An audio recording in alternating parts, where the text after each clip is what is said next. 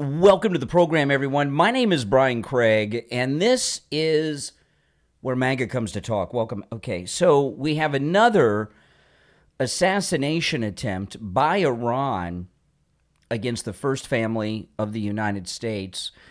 This plot, which I will go into detail about in a few moments, was against the First Lady, Melania Trump and Barron. Now, this comes, just think about what's happened here. In the last 3 weeks, this is the plots that we have, okay, by Iran. We have an Iranian plot against Melania and Barron. There was an Iranian plot a couple weeks ago against Ivanka Trump and her entire family in Miami. On top of the multiple assassination attempts by Iran of President Trump himself. Last week or the week before, there was a man arrested for an assassination plot against Don Jr. And, President Trump has had more assassination plots and attempts against him than all of the other presidents combined. And we've moved on to an area which I have no knowledge of with past presidents and first families. We have these assassination attempts now against 3 of the Trump children, Barron, Don Jr., and Ivanka. And now this plot against Barron also includes the First Lady, Melania Trump. I do not know, in the history of the American presidency, I am not familiar with a single assassination attempt or plot against the children of a president, and I don't know of another one against a first lady. How many Iranian assassination plots do there need to be before the never-Trumpers, the Trump derangement syndrome sufferers, and the Democrats say, hey, these Iranians are bad guys, and they're repeatedly committing acts of war against the United States? And as far as I'm concerned, President Trump could unleash the nuclear arsenal and nuke all of Iran over this. Because, if they're being so bold while he's the sitting president, what's the IRGC going to be like if they're still around when he's no longer the sitting president? My Lord. If these are not acts of war, I don't know what would be to people on the left. Now, this was, of course, I'm showing here on the screen the Drudge Report, but this was reported in detail in the New York Post. And you may remember on Friday's show, I got a call from a lady on Friday's show who was upset that she hasn't seen Melania at Trump events lately, right? She was pretty upset about it. And I think now we know. Because, yeah, that's right. Even one of my cats knows. That's exactly right. Is that you, Saga? I know, Saga. It's terrible. I know. That's my daughter's cat who we're babysitting while my daughter is off in California. Now, this story is in detail in the New York Post, which I'm going to go through, and it is on my X at Brian Craig Show. Here's New York Post. Melania and Barron Trump targeted by Iran in disturbing video encouraging their assassination. New York Post writes, First Lady Melania Trump and son Barron are the latest targets in Iran's sick anti-U.S. propaganda. A new video out by Iran is encouraging supporters to assassinate President Trump's wife. So what they're actually, they published this video for Muslims around the world, in particular Muslims here in the United States, to rise up and do this. They're calling on an intifada against the First Lady and Barron. This is crazy. The video's title, I am not going to say. It's bad, okay? But they made this video, and it's got a title, which I'm not going to... You can, when you read the article in the New York Post, you can read it, the title. I'm not going to say it. The video shows images of the First Lady in the motorcade and in some locations around New York City even naming some of the designer stores she shops at. The shopping excursion, this is what the video says that the Iranians put out. The shopping excursions could be suitable for operations by global freedom fighters, the Iranian video noted. It also suggested using a nerve agent to poison any clothes the First Lady might purchase. The East Wing and Secret Service did not immediately respond to a request for comment by the New York Post. At the end of the video, Barron Trump is also threatened. And in the video it says, "This is just the beginning. Barron Trump, wait for us." Both the First Lady and Barron have full-time Secret Service details. All the Trump residences, the White House, Trump Tower in New York, Bedminster, Mar-a-Lago, are heavily secured. The president's family has been repeatedly targeted since the war with Iran began, and actually targeted before, multiple times.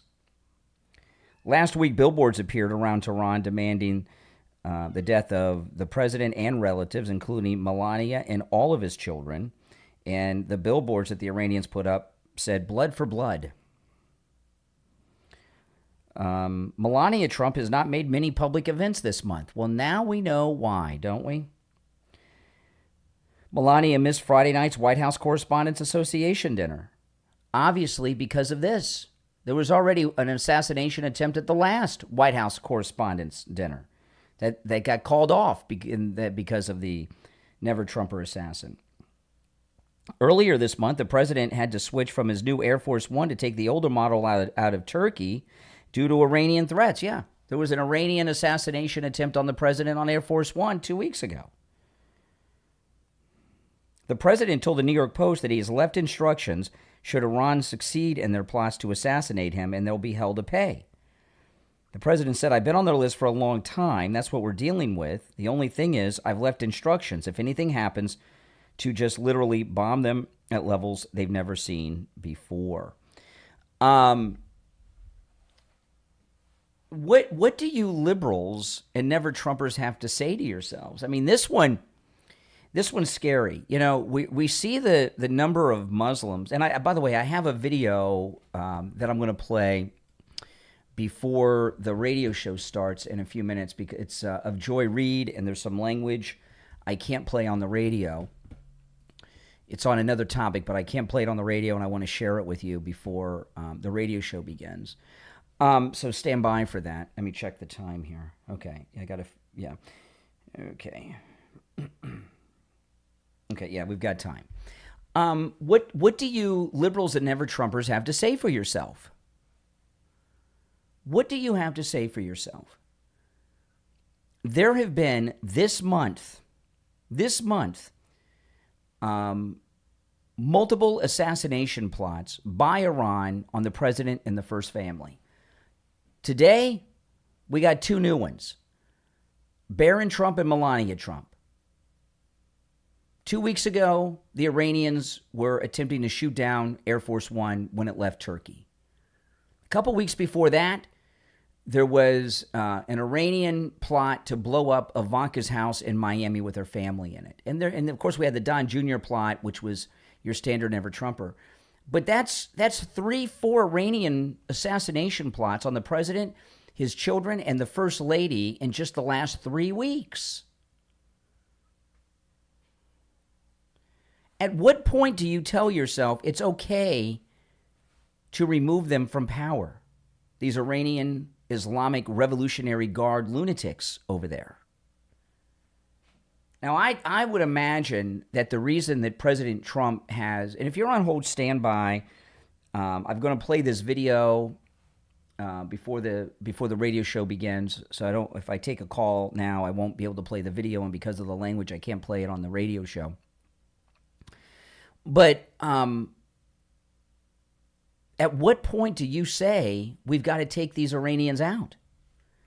And you know, the reality of the situation is that the Democrats don't care. They think that the president and the first family deserve, I guess, this type of attention. These are all acts of war. And by the way, for those of you who may say, well, we're bombing them, they were attempting to assassinate the president for the last several years prior to this military action to end this almost 50-year war. Okay, now this is the video I can't play on the radio today because of the language, so I want to play it for you guys now. This is Joy Reid. She's talking about Elon Musk. You know what they've been doing with white men over the last 2 generations? Telling them, don't go to college. College is a waste of time. Telling them, you don't have to be excellent. You don't have to strive. Your only problem is that these brown people or black people are stealing your shot. Okay, now nothing she says there is true.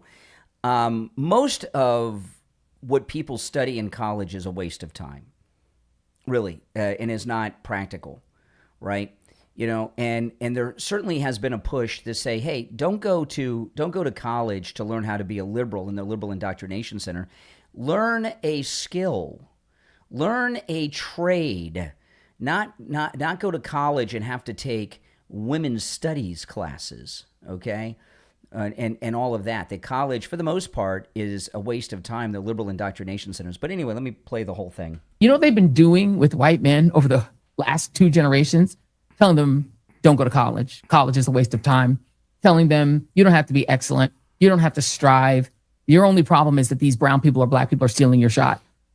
If you get the chance, you can do it because you're naturally superior. You just tell people you're superior. You don't have to get educated. No, nobody says that. No, white people don't talk this way or think that way, and no one tells young white men these. This is Joy Reid and her anti-white racist mind projecting her racial hatred against whites. That whites, she's justifying it by thinking that white people think like her. This is not how white people think or talk. You're superior. You don't have to learn. You're superior. You don't have to get more training. You're superior. You don't even have to try. We just have to eliminate your competition and you'll be fine. You know, you've been spending a decade insisting and telling us Elon Musk is a genius. When you hear him talk, you realize he's actually an idiot. But you keep telling him, but he invented Tesla when he didn't. He just bought it. Telling people rich people are brilliant because they're rich. Donald Trump is, you know, the natural president and perfect and smart because he's wealthy. And that, you know, Elon Musk isn't just rich. He's the richest man on the planet, and he's the richest man who's ever lived. He's the first trillionaire. Because someone is rich, it means they're smart. It doesn't. And last time I checked, I don't think Peter Thiel is a programmer, but people think he's some genius programmer because he's rich and he buys the work of actual programmers. Did y'all know the 2 men who actually invented Tesla? There's 2 other white dudes invented Tesla. They're geniuses. Elon just bought it. And now people think, oh, he's a genius. No, he's not. They're actually inventing a competitor to the Tesla truck, which is, I guarantee you, going to be superior to the Tesla truck. Okay, now a couple things here. I know what she's talking about there.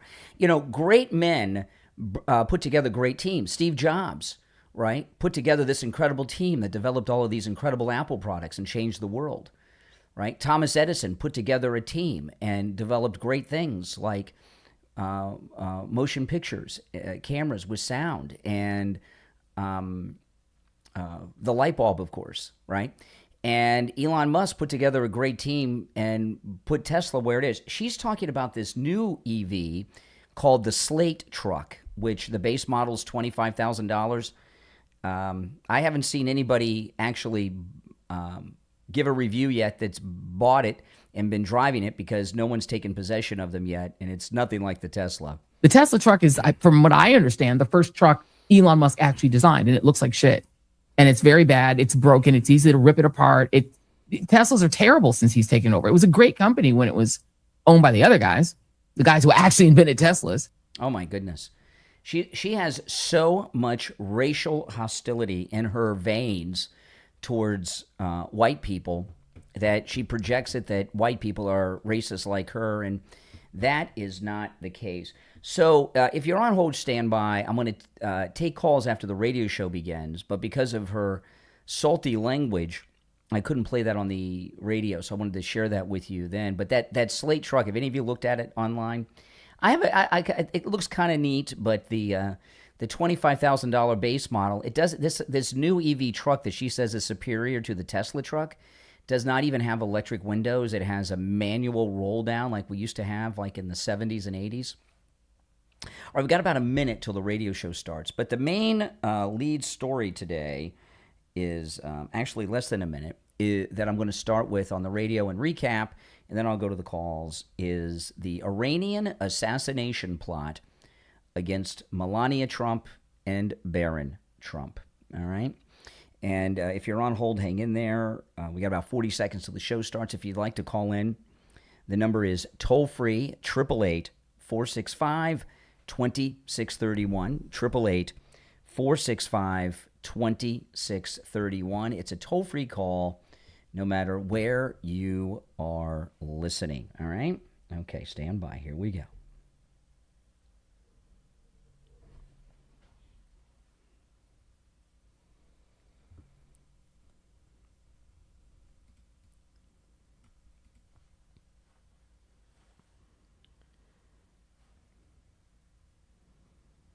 Welcome to the program, everyone. My name is Brian Craig. It is Tuesday morning already. You're listening to Florida's longest-running radio show, The Steve Kane Show, on the radio since 1977, celebrating 49 years on the radio. All right, we've got a lot to cover today, a lot. There's a major breaking news story in regards to Iran. There's been another Iranian assassination plot against the First Family, this time against the First Lady, Melania Trump, and Barron Trump. Now, the Iranian, I'm going to go through the details of what we know about this at this moment in time, but this is a breaking and developing story that the mainstream media don't want to report. But in just the last couple of weeks, we now have two more assassination plots unleashed by Iran against the First Lady and Barron Trump, right? About 2 weeks ago, week and a half ago, there was an Iranian plot against President Trump in Turkey to take down Air Force One. Remember that? That's why he had to switch planes. There was an assassination plot right before that against Don Jr. That was a never-Trumper, not the Iranians. But then, right before the Don Jr. assassination attempt, Iran, and there was a major arrest of a terrorist about this. Iran had an assassination plot against Ivanka Trump, and was going to a plot to blow up her entire house with her family in it in Miami. So, my question to you all is this, that are on the left. At what point can you admit that the Iranian revolutionary Islamic lunatic government have to go? How many assassination attempts against the First Family are you going to tolerate? They've been trying to assassinate President Trump for years, and to my knowledge, these multiple assassination plots and attempts against the First Family are the first of their kind. This new one that's detailed in the New York Post is the first assassination attempt against a First Lady of the United States that I'm aware of. We've got assassination plots against Barron Trump, Don Jr., and Ivanka Trump. And, by the way, her entire family, which would include the president's grandchildren and son-in-law. I do not know of any assassination plots against the children of presidents of the United States in the past. Do you? Or of a First Lady? Do you? No. President Trump's had more assassination attempts and plots against him than all of the other presidents combined. There comes a point where you on the left have to, you that are never Trumpers have to say, hey, enough is enough. If this was going on against any other president, regardless of political party, those of us in the MAGA movement, those of us who are Republicans, would call on the elimination of that country. President Trump, as far as I'm concerned, can unleash a nuclear attack on every square inch of Iran over this, because that's all it's going to do. This one was one of the worst, which I'll get to in detail in a few minutes. But I'd like to hear your thoughts on this on the phone. What do you liberals have to say for yourself? What do you Democrats and never Trumpers have to say for yourself? 888-465-2631. You're on the air. What's your name? Where are you calling from? Good morning, Brian. Doc from Texas. Yes, Doc. What's on your mind? What are your thoughts? How are you this morning? I'm not well. How are you this morning? I am not well. The Iranians are trying to assassinate the First Lady and Barron Trump. Okay. Question. How in the world are they going to go get near Barron or First Lady? I read through this. I'm going to read through the story in just a little bit. But come on. That's what you have to say?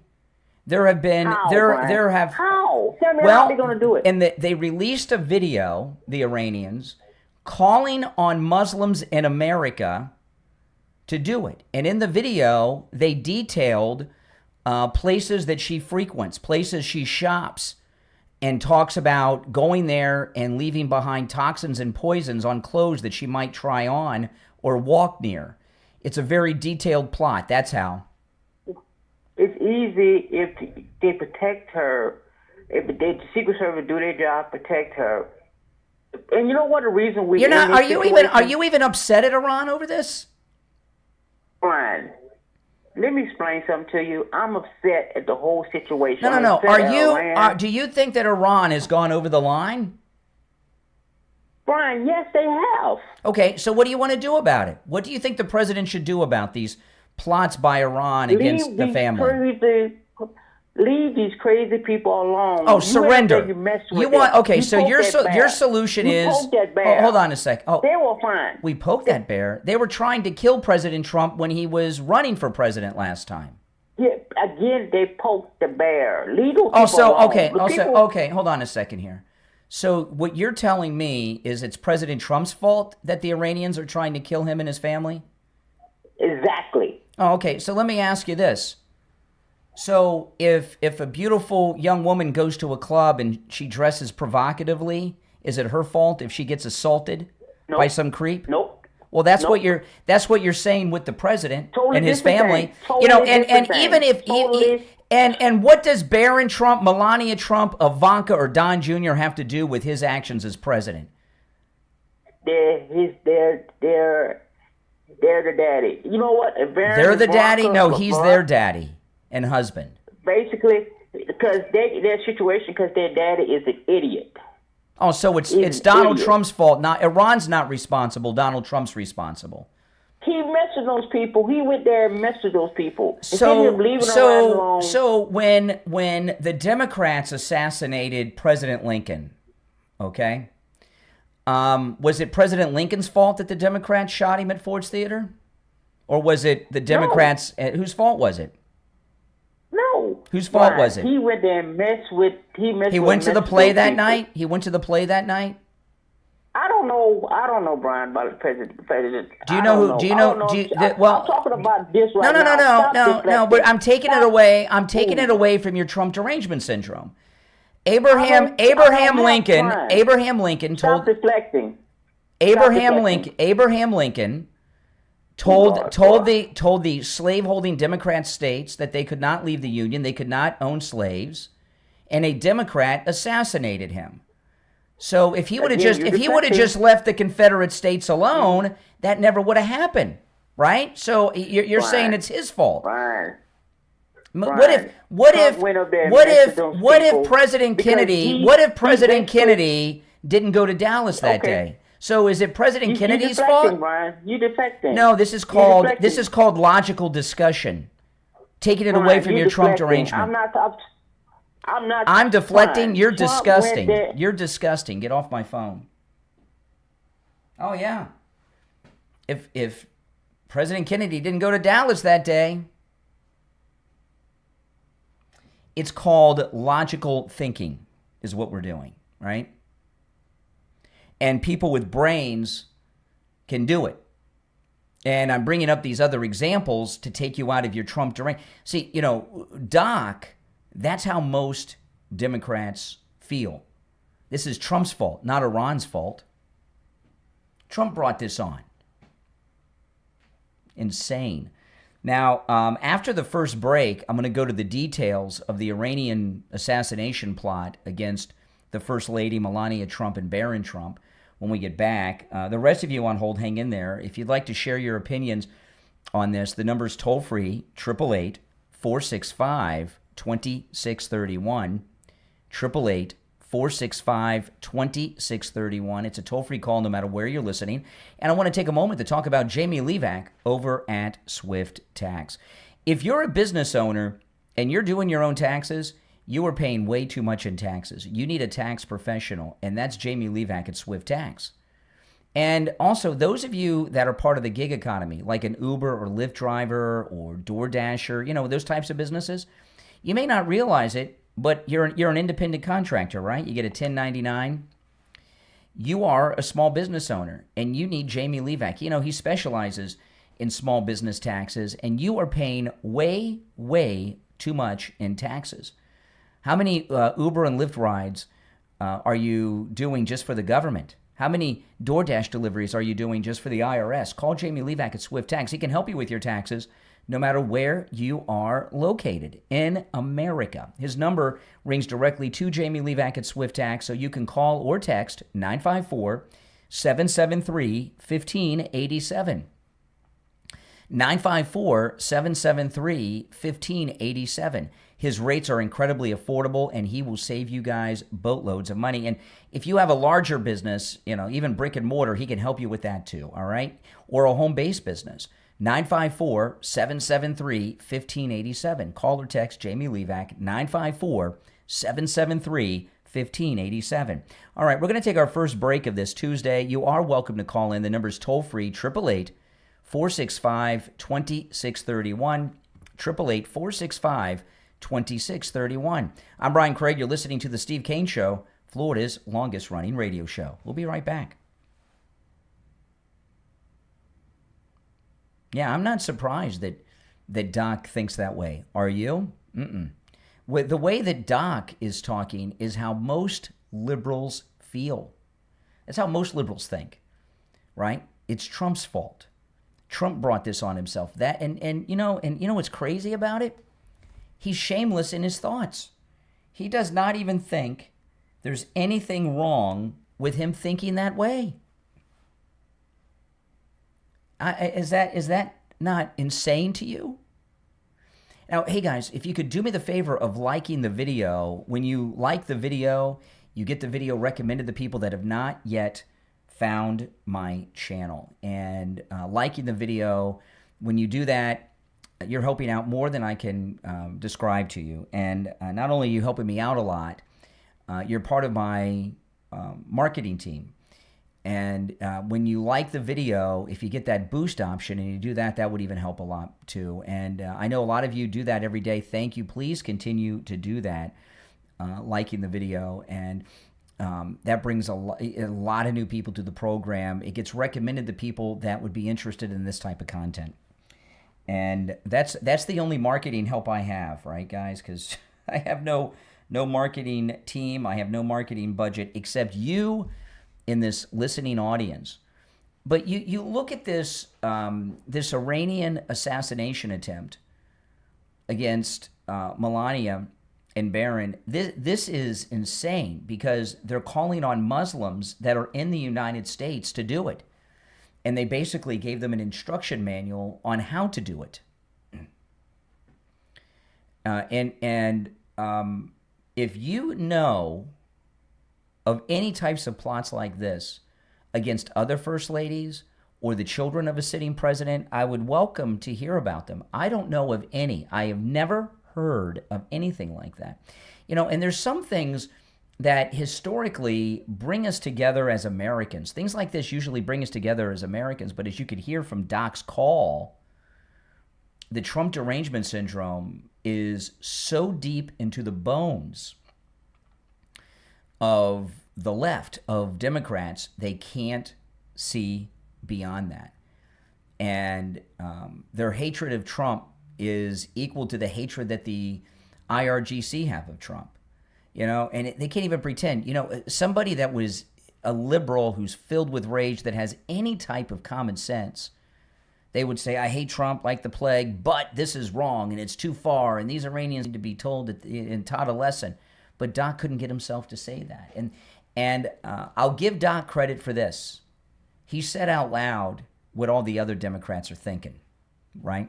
All right, now if you're on hold, stand by. We have just over a minute, and we'll be back. The number's toll-free, 888-465-2631. It's pinned in the live chat, all right?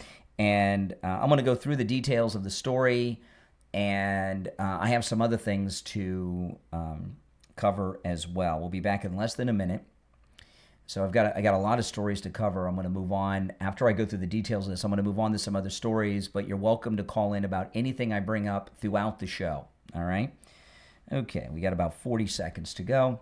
The call-in number is pinned in the live chat. And those of you that are new, welcome. My name is Brian. This is where MAGA comes to talk. I am live every morning of the week, and anytime you catch me in one of the studios, I'm taking live calls like you heard me do. And the calls are always welcome regardless of your opinions. All right, 20 seconds. 15 seconds.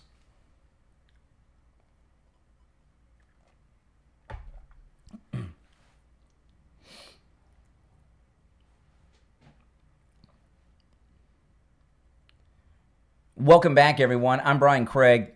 And, of course, we're talking about, if you're just tuning in, New York Post, Drudge Report, and others reporting a major plot by Iran to assassinate the First Lady Melania and Barron Trump. And I'm going to go through the details of this plot. I got a lot of stories to cover today, although this is the lead story, and I'm starting with it. I'm going to go through the details of the latest plot. I'm going to move on to some of the other topics. But you're welcome to call in about this or anything I bring up as the show goes on, all right? The number's toll-free, 888-465-2631, 888-465-2631. New York Post headline, Melania and Barron Trump targeted by Iran in disturbing video encouraging their assassination. New York Post's, here's the byline, Emily Gooden. First Lady Melania Trump and son Barron are the latest targets of Iran's sick anti-U.S. propaganda. So remember, we have these are the assassination attempts by Iran just in the last couple of weeks, okay? And I'm not including in this the assassination attempt 2 weeks ago where the guy was arrested against Don Jr., because that wasn't Iran, that was just a Trump derangement syndrome sufferer. But we have now Iranian assassination plots against Melania Trump, Barron Trump. Week and a half, 2 weeks ago, when the president was in Turkey, there was an Iranian assassination plot against the president to shoot down the new Air Force One. That's why he had to switch planes. And a week or two before that, there was a major arrest of an Iranian terrorist who had the plans to Ivanka's house and has a history of blowing things up, and as a terrorist was going to blow up Ivanka's house in Miami with her entire family in it, right? The president's daughter, the president's grandchildren, and son-in-law, Jared Kushner, okay? So, I mean, the Iranians have plotted to assassinate. How many kids does Ivanka have? 2, 3, I don't know, 3, 4, 5, 6, 7, 8. The Iranians have plotted to assassinate about 8 members of the Trump family just in the last 3 weeks. New York Post. First Lady Melania Trump and son Barron are the latest targets of Iran's sick anti-U.S. propaganda. A new video out of Iran is encouraging supporters of the Islamic regime to assassinate President Trump's wife. The video's title that Iran put out, I am not going to say it out loud. It's in the article in the New York Post. I have that article on my X at Brian Craig Show. You can read it, but I'm not going to say it out loud. It's bad. The video shows images of the First Lady in the motorcade, and in some locations around New York City, even naming some of the designer stores that she shops. And the video says this: the shopping excursions could be suitable for operations by global freedom fighters. The Iranian video also suggested using a nerve agent to poison any clothes the First Lady might purchase. At the end of the video, Barron Trump is also threatened. It says, "This is just the beginning, Barron Trump. Wait for us." Okay. I mean, on Friday's show, you guys will remember, it might have been the first call I took on Friday. One of the first calls that I got on Friday, on Open MAGA Mike Friday, was a lady who was upset that the First Lady hasn't been by the president's side at appearances. She wasn't at the White House Correspondents' Dinner over the weekend. She didn't go to the transfer. She didn't go to the rally. She hasn't been making appearances. Well, now we know why. I wonder if that lady will call in and say, oh, now I understand, and retract her attack on Melania. Now we know why Melania hasn't been making appearances, because there's an Iranian plot. And this one is one of the worst, because they're calling on Muslims in the United States to rise up and do it, and they basically gave them an instruction manual. And there comes a point where those of you that are liberal have to say to yourselves, they've gone too far. We're not going to tolerate this anymore. I believe that the president should just obliterate all of Iran right now at this point. I mean, you know, when you look at what this country has gone to war with for over the years, this is one of the top tier reasons to go to war. This is one of the top acts of war in the history of the United States. All right, let me take some calls. You're on the air. What's your name? Where are you calling from? Yeah, hey, Brian, Michigan calling, Danielle. Hey, Michigan, what's up? Terribly, yeah, hey. Well, you know, I had to listen to Doc, first of all. You know, the thing that's just so distressing for my heart right now is, you know, Doc just couldn't come flat out and condemn everything. No. And say how horrific and how awful this is. And the silence from the people on the left, you would think, Brian, that you would have Clinton's, Bush's, what's the other one's name? I forgot the other president, starts with an O. You would think that these people would come out and condemn to the highest degree of what's going on with how they're threatening our president and his beautiful family. This is very distressing. Doc, I'm so upset right now with just listening to your opening few words. This should be condemned to the highest level. And, you know, Brian, let me just say something. We need, we're at war, obviously. We are fighting a spiritual evil battle in this country. And we need mass deportations like we've never seen before. Yep. And I have a feeling that we're heading in that direction, but they are, you know, there's a lot of people being taken out of our country that we just don't hear about.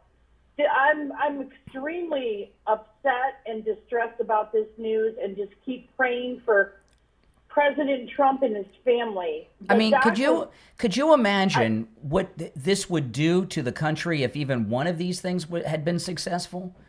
It would. To me, when you look at the acts of war, there have been several major acts of war.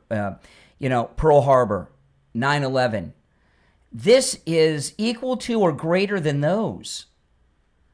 Because I mean, we're talking about the children and the wife of the sitting president of the United States, and the Ivanka plot. They arrested a terrorist who had carried out multiple Islamic bombings. And when they arrested him, he had the plans to Ivanka's Miami home. I've never in my life, Brian, heard of any of these threats to the president as much as we're hearing. They've never now. happened before. And if your callers aren't calling in, especially the ones on the left, and totally condemning what's going on, this is sick, Brian. I mean, we are in some sick times here. And I'm going to tell you something. This is all thing. Let me tell you something, Brian, to everybody on the left.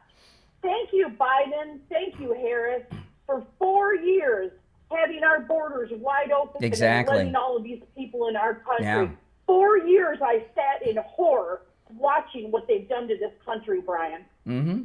Well, you know, this Yep. I hear you. You know, this is the kind of thing that historically, you know, like I give an example. When Reagan got shot, there's a very famous story. When he's about to be put under anesthesia for surgery, he looks up at the surgeons, and this is a true story. I've heard the doctors talk about it. He looked at the doctors, the surgeons, and he said, "I hope you are Republicans." And the surgeon said, we're all Republicans today, Mr. President. And then they did the surgery. And I've seen those surgeons interviewed over the years. They were Democrats. But, you know, it was a different time. Now the Democrats in this country, they're low-life scumbuckets. And you heard Doc blaming Trump, not Iran. Yeah, you guys can attack Doc all you want, but let's give him credit for honesty, because that's what all the Democrats are thinking, isn't it? It's true. Listen, Brian, it's a very sick.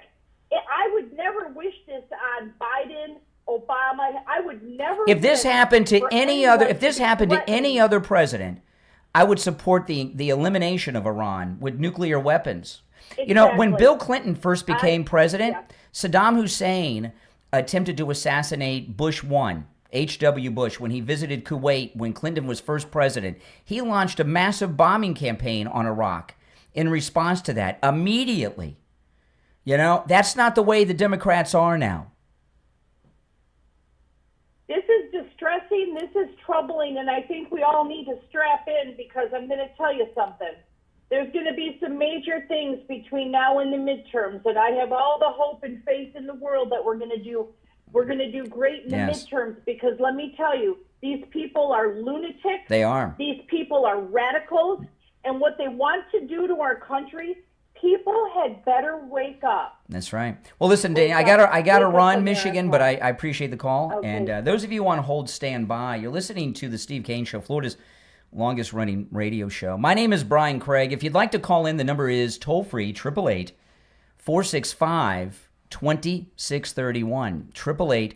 888-465-2631.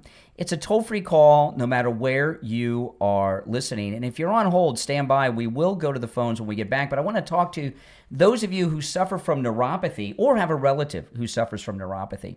Neuropathy is one of the worst things that someone can have. And, you know, left untreated by Lighthouse Medical Center, the neuropathy, it only gets worse. The dizziness, the tingling in the hands and feet, the pain, all those symptoms, they only get worse as time goes on, unless you go to Lighthouse Medical Center and take advantage of the no-charge consultation they offer to Steve Kane Show listeners.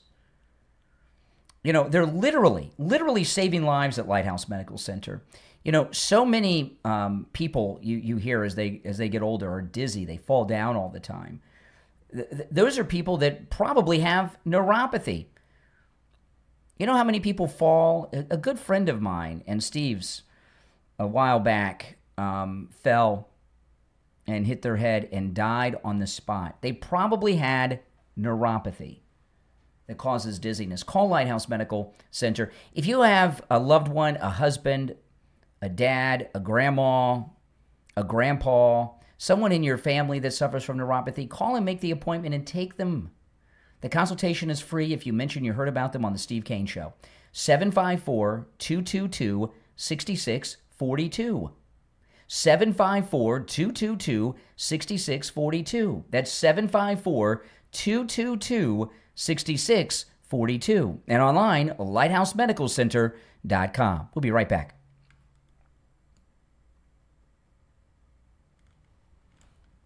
All right, those of you on hold, stand by. We'll be right back with your calls and more after this. Our world is filled with confusion, deception, and uncertainty. Where can you turn for the truth? Bible Prophecy and Truth is a Christ-centered ministry dedicated to proclaiming the gospel of the Lord Jesus Christ and shining the light of God's Word into a world darkened by deception. Discover powerful videos that explain what the Bible says about salvation and what you must do to be saved. Explore fascinating teachings on Bible prophecy, the rapture. There's also an in-depth creation versus evolution study that will strengthen your faith and deepen your understanding of Scripture. And that's just the beginning. Whether you're a lifelong believer, a new Christian, or simply searching for answers, Bible Prophecy and Truth offers biblical teaching rooted in God's truth. Visit videos.prophecyandtruth.com. That's videos.prophecyandtruth.com and discover the truth, strengthen your faith, and grow closer to Jesus Christ. Videos.prophecyandtruth.com. Life can leave us with a lot of questions. Why did this happen to me? Why do I keep repeating the same patterns? And where is God in all of it? If you've ever asked those questions, you need to tune into the Healing Philosophers Podcast with The Healing Philosopher on Spotify. Through honest conversations and real-life experiences, each episode explores topics like healing from past hurts, generational karma, letting go of what's holding you back, understanding narcissism, and discovering how God can use even life's hardest moments for a greater purpose. The Healing Philosophers Podcast is about finding hope, growing in your faith, and realizing that your story and every season of your life has meaning. Add the Healing Philosophers Podcast to your Spotify playlist, and make sure to share the podcast on all your social media and invite your friends and family to listen in too. Your share could be exactly what someone else needs right now. The Healing Philosophers Podcast with the Healing Philosopher on Spotify. Healing starts with one conversation. Listen now on Spotify. Yeah, by the way, there's a link in the description to that podcast. You will definitely enjoy it. I listened to it. We'll be back in 1 minute from our radio break. I'm going to move on to some other topics. There's a lot of stories in the news. I will recap this story probably in the next hour or two, because it's this Iranian assassination plot on the First Lady and Barron's a pretty big story. But you're welcome to call in about anything I bring up as the show goes on, even though I move on to other topics. And if you'd like to call in, the number's toll-free and pinned in the live chat. And if you could all please like the video. Liking the video gets the video recommended to people that have not yet found the channel. So please take a moment to like the video if you don't mind. We'll be back in 30 seconds. The toll-free number to call in is 888-465-2631. 888-465-2631. Less than 20 seconds.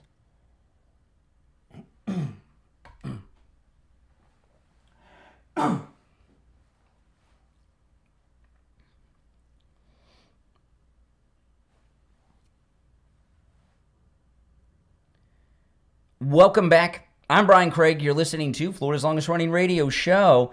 I'm going to move on to some other topics. I will recap as the show goes on the Iranian assassination plot against Melania and Barron. But I want to talk about this Fauci diary. Fauci, quite arguably, is maybe the most evil man alive today. Certainly in the top 5 or 10, no doubt about it. This Fauci private diary of his, what grown man carries and keeps a diary? Do you know of any grown men in your life that keep diaries? Diaries are for girls and women. Women call them journals. Little girls call them diaries. I don't know of any men who keep a private daily diary. And I wonder, did Fauci have his diary with a little locket with a little tiny key that goes on it? And, you know, the kind of man that, in my view, keeps a diary like Fauci is a narcissist times infinity. I mean, Fauci, not only is he one of the most evil men alive on the planet today, he's also one of the top 5 narcissists in the world, no doubt about it. Fox News reporting, newly released diary entries by Dr. Anthony Fauci offer an unfiltered look at what the nation's top infectious disease expert really thought of the politicians, television personalities, and celebrities who filled his orbit during the pandemic. Released by Senate Homeland Security Committee Chairman Rand Paul, the Fauci diaries chronicle Fauci's day-to-day role during the pandemic through meetings, phone calls, and personal observations. The release comes days before Fauci is scheduled to testify between the Homeland Security and Government Affairs Committee.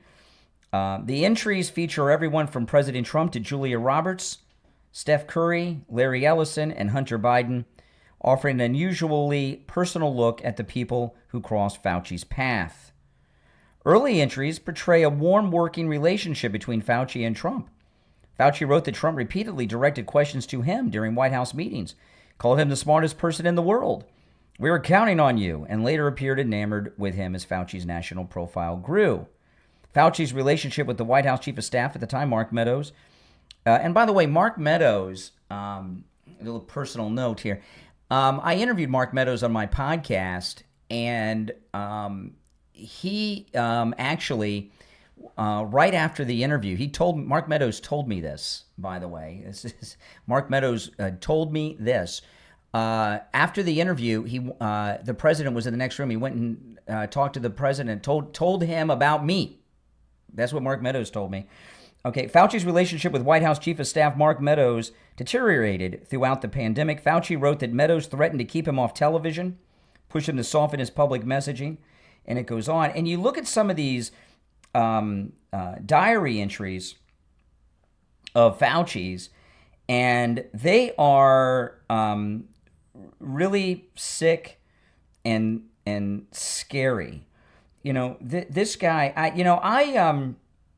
I realized what a creep Fauci was during one of the early press conferences at the White House, and you guys may remember this one.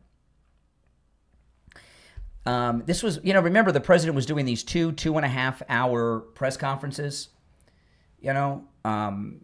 with Fauci and Birx and others. And this is when social distancing was new. None of us ever heard the term before. And Fauci was at this White House press conference, and he told this story how he and his wife went out, were walking around D.C., and he saw people lined up, him and his wife in line at a restaurant, and they were distancing. I guess, however, how far did you get? 3 feet apart, 5 feet? I can't remember how. And he was bragging about how he told his wife, "Look, they're listening to me. Look at this. They're social distancing." And I could see the ego explode. And some of these diary entries are insane. Here's one where, the Fox article is kind of mild. But when you get into the entries, here's one in early 2020 where Fauci wrote in his little diary how he was able to make the stock market drop. And he goes into this long entry, about himself, talking about a conversation he had with de Blasio. Listen to this. This is a diary entry of Fauci's, okay? I spoke with Bill de Blasio and convinced him, based on what I was saying publicly in my conversation tonight, to close the New York City schools. I went on to tell him that he should close the bars and the restaurants in New York City. I had a similar call with Ann O'Leary, the chief of staff to Gavin Newsom, the governor of California. Ann said that based on my TV appearances today and yesterday, the governor has decided to close the schools in California as well as the bars and restaurants. This is Fauci's diary entries. March 16th, 2020, Fauci writes this. Came out with the guidelines that reflected my pushing for more aggressive mitigation 15-day strategy. Stay away from bars, restaurants, theaters, sporting events. If a community has spread, close the bars, close the restaurants and places of congregation, close schools where there is community spread. No visitors to nursing homes. If a family member is sick, others in the family should take extra precautions. Only necessary travel. Press conference was highly attended after stock market dropped by 3,000 points, the biggest percentage drop in history. So he ends his diary entry. Fauci ends his diary entry. First off, he's talking about his great control by just waving a wand over the country. I mean, he's affecting hundreds of millions of lives in the United States, and he's very impressed with himself. And then he ends the diary entry in the excitement that he alone gave the stock market its largest single drop in history. And he's excited about it because he's got the power. That's how powerful and influential I am, he's writing in his diary. Fauci is a sick, twisted narcissist.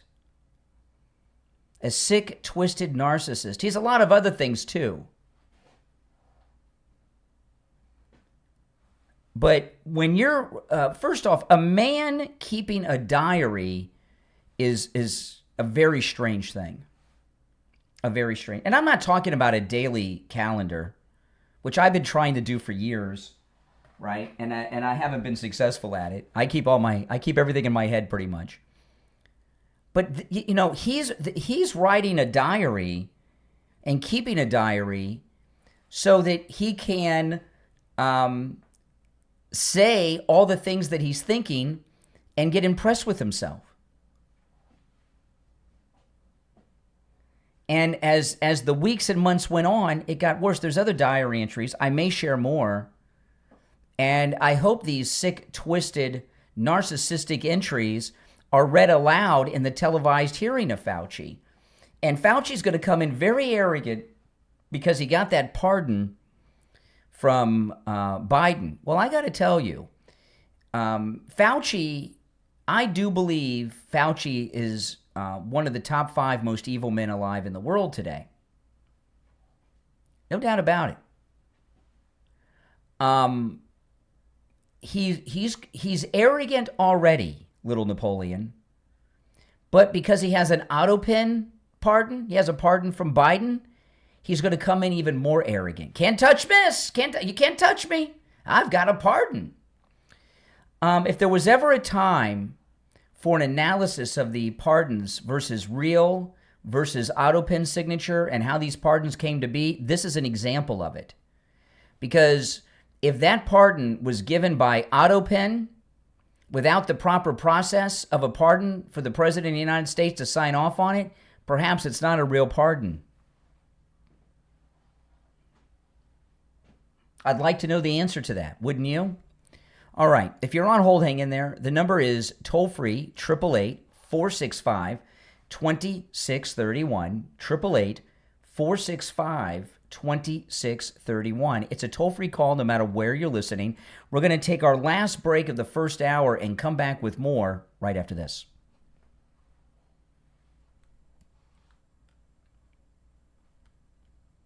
Yeah, I mean, do you guys agree with me that this is a time when looking at the process of that pardon, is if it was autopin, if it went through a process, if the president even knew about it? I think so. That pardon of his very well may not be a valid pardon. Now, those of you that are Medicare recipients, call Chapter. Chapter can help you with your Medicare no matter where you're located in the United States. They'll review your policy at no charge. And if you have a policy where you're paying money, they'll make sure you're not paying too much. No matter what state you're in, you can call them. They'll review your policy at no charge. And because they're a national company, there are over 25,000 Medicare policies in the United States. And because they're a national company, they have access to all of them. All right? You'll talk to a licensed Medicare advisor. It costs you nothing. They'll compare all the plans. They'll make sure that you have the right plan and that you're not paying too much. Give Chapter a call, 805-754-3033, 805-754-3033. That's 805-754-3033, all right? And we'll be back from our radio break in about 90 seconds, maybe a little longer, less than 2 minutes. And if you're on hold, stand by. I'll take some more calls. And I have some other things to cover as well. Those of you that are new, welcome. My name is Brian. This is where MAGA comes to talk. Make sure you subscribe. And if you all could hit that like button, I'd really appreciate it. It really helps grow the channel. It really does. So please hit that like button if you've not already done it. And if you get that boost option after, please do that as well. And if you're on hold, stand by. If you'd like to call in, the number's pinned in the live chat. It's toll free no matter where you're watching, 888-465-2631. 888-465-2631. How many of you men out there keep a diary? How many of you keep a diary? You know? I don't know any man that keeps a diary. None. It's a very strange thing to do.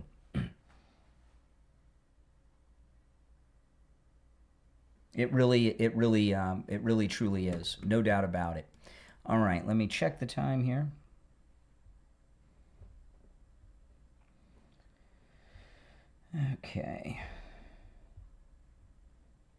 Okay, less than 30 seconds and we'll be back.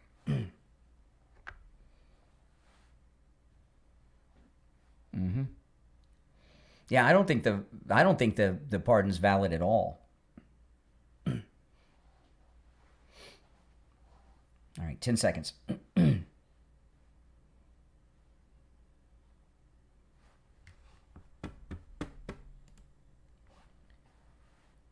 Welcome back, everyone. My name's Brian. Our number toll-free, 888-465-2631. You're on the air. What's your name? Where are you calling from? Victor from Silver Spring, Maryland. Hey, Victor. I was more or less forced to take the COVID shot. That was the biggest regret of my life. I had... Well, listen, I don't want to hear everyone's COVID stories and all of that. I want to kind of focus in on what's going on here. And yeah, I wish I could sue Fauci. And with this Fauci diary, what we're finding out is this narcissistic lunatic, as his celebrity grew and he started talking to members of the media and movie stars, he totally changed. And that's when he started to become an advocate against President Trump and undermining President Trump because he enjoyed the power that he was having. And it shows how sick and twisted he is. And I really think we need to have an investigation into these autopin pardons and find out if they truly are valid pardons. I really wish I could sue the guy for no, what. I don't want to. If I start hearing everyone's COVID story, that's gonna just be every phone call today. Everyone's got a story about COVID, and I'm sorry, I appreciate it, Victor, but that's not the direction we're going to take the show today because Fauci. See, this hearing that the Senate is going to have, and I hope it is televised. What it's going to do is. This guy is going to, because of the pardon, he's going to come in so arrogant that he's going to do himself in. And you know what's going to happen? It's been a while since Fauci has been the center of national attention. And when he gets in front of those TV cameras, it's going to be he's going to be like Norma Desmond in Sunset Boulevard when they're arresting her at the end. And they have all the lights of all the press taking pictures of her after she murders the guy.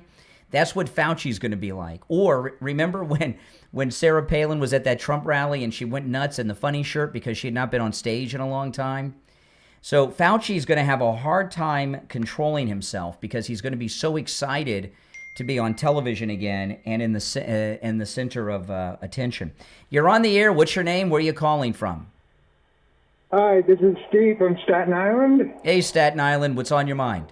Yes. Well, the thing is on that Fauci thing, I mean, the guy, as you say, you get more and more famous it goes to his head, which I believe that is the case. But the thing is that if that, pass or whatever it is, that was actually not Biden writing it, but the mechanical thing that was the autographing with them, then that's not really the president doing it. It's just a machine. It's got to be the person, and you see when a president writes or signs a declaration or something, people are watching him. Yeah. The auto pen. The auto pen is for things like if you write the president and ask for an autographed picture, you'll get it in the mail and it's auto penned. The auto pen is for like letters that they write to people that write to the president. And it's not meant for big things like pardoning one of the biggest criminals of modern history. Exactly. The thing is, it's got to be the president himself. You see him on the smiling to the camera. And you know what? And you know what? Joe and Jill Biden are very well aware of that because Hunter Biden's pardon was an actual signature of Biden's, not the auto pen. It's been analyzed. Exactly. That's the thing. There's where you have him perfectly correct because it was his dad's signature. Where you got Fauci and maybe others is Mr. Mechanical doing the signing. We see people, the news people watching the president. He's got his little people around him, and he's smiling, and you see him signing this thing. And so he's got witnesses. It's him. Well, and there's also a process.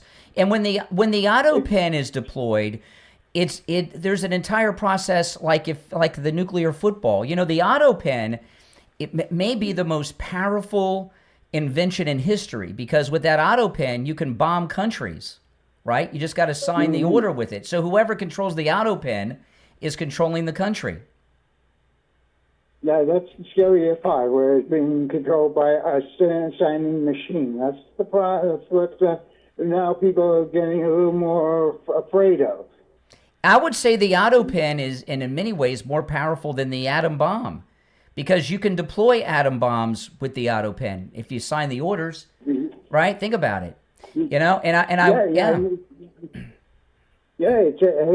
anybody could just press the button. Oh, Mr. President just signed this. Yeah, right. Drop the bombs. And exactly. You could do anything from dropping the bombs to waging wars to doing whatever. We got the signature. No. That's what we got with these people. That's right. Hey, listen, I appreciate the call. Thank you. All right, take care. Yeah. If you're on hold, hang in there. The number's toll free, 888-465-2631. 888-465-2631. It's a toll free call, no matter where you are listening. There's a lot of stories I'm going to cover today. And again, as the show goes on, those of you that are new, you're welcome to call in about any of the stories that I bring up as I go through them. After the top of the hour, I am going to recap the Iranian assassination plot against the First Lady and Barron Trump. The media they don't want these stories reported, but we have multiple Iranian assassination plots and attempts on the Trump family, and in the last couple of weeks, they've got to be discussed and shared. I came across something today. There's a new poll out of Minnesota. The Republican primary in Minnesota is coming up. Mike Lindell, of course, is running for governor. He's in the lead by 9 points in the Republican primary in the latest poll, Mike Lindell.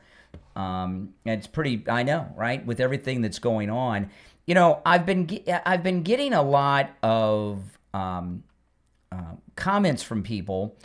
A guy even called the show yesterday about Mike Lindell, right? And you've heard this for the last few days. Are you going to drop Mike Lindell? The guy yesterday called in. Remember, he was the guy that turned out to be the Trump derangement syndrome sufferer that confronted Tom Laporta at that restaurant in Boca last year. And I've been getting comments online from people about it. And do I have time? Yeah, let me pull up one of them. Let me see if I can find this one. There was one in particular, and it really shows you all the comments I've been getting about Mike Lindell. Let me see if I can find this one, because this one was, if I can't find it, I will. People leave me a lot of comments. I'll just I'll just tell you what it said, because I remember it. It was such a tell. But okay, here it is. This is and I've been getting messages like this nonstop. Okay, this is somebody online that left me this message. Maybe you should drop that Mike Lindell product since old boy flipped on migration.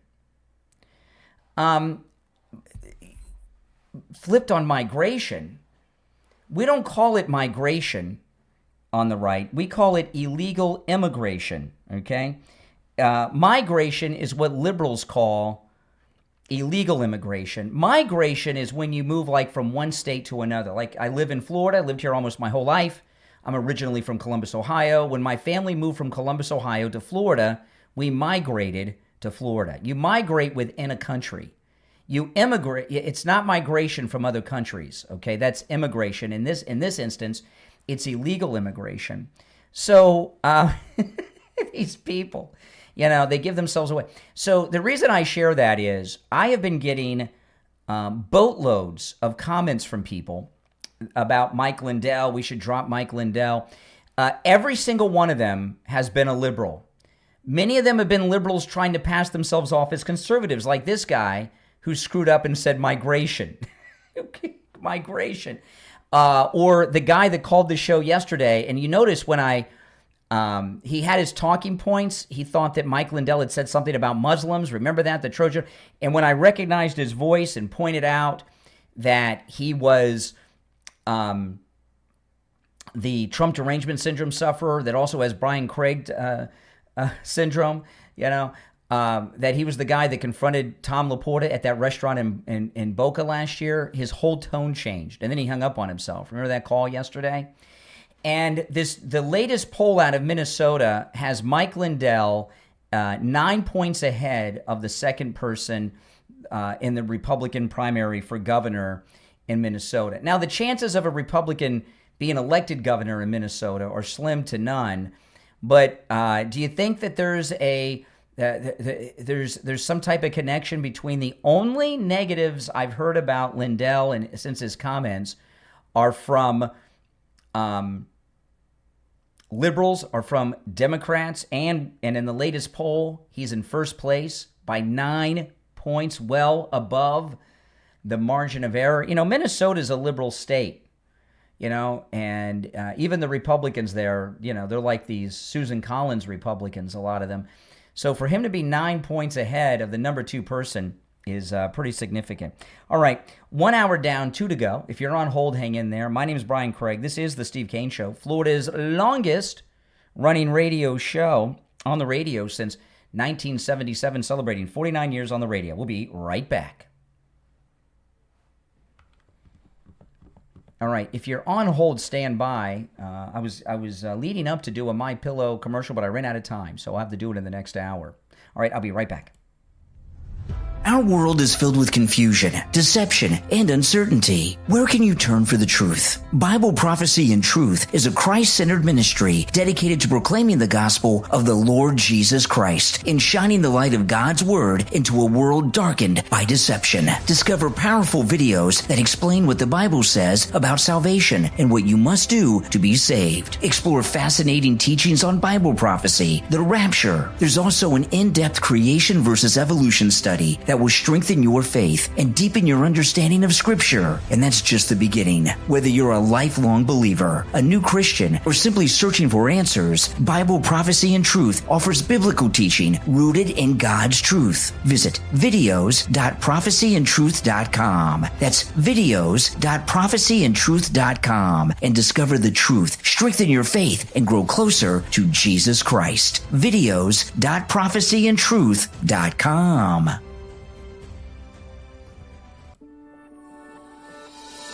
Are you looking for a smarter way to care for your skin and your hair? You can do just that with Valaya AI. Valaya AI is your personal AI wellness coach. With just a quick scan from your phone, Valaya AI analyzes your skin and hair in seconds, providing personalized recommendations for acne, hydration, wrinkles, pigmentation, dryness, hair health, and that's just the beginning. Using advanced artificial intelligence, Valaya AI creates customized morning and evening routines, recommends products tailored to your needs, and even adjusts your care based on the weather, UV index, and seasonal conditions. What are you waiting for? Download Valaya AI right now in the Apple App Store and Google Play Store and discover a smarter, more personalized approach to skin and hair care. Learn more and see how Valaya works online at mindhatch.ca. That's mindhatch.ca. Valaya AI, healthy skin and hair powered by artificial intelligence. What if the past you've been running from is the only thing that can save the people you love? Author Anna Alina Bolstad brings the Old West to life in a story of redemption, sacrifice, and family. The Death of Laura Black, available on Amazon. Laura Black was once an outlaw, living a dangerous life filled with crime and violence, but she's left that world behind. Now, she wanders the wilderness alone, carrying the scars of her past and the secrets she's tried to bury. Everything changes vanishes when she discovers the only family she's ever known is in desperate need of help, and she's the only one who can save them. Can Laura face ghosts of her past, or will the life she's escaped finally catch up with her? Find out in this unforgettable Western adventure filled with action, heart, and strong characters. The Death of Laura Black, from author Anna Alina Bolstad. Available on Amazon in Kindle, paperback, and free with Kindle Unlimited. This book also makes a great addition to your book club. Order your copy right now.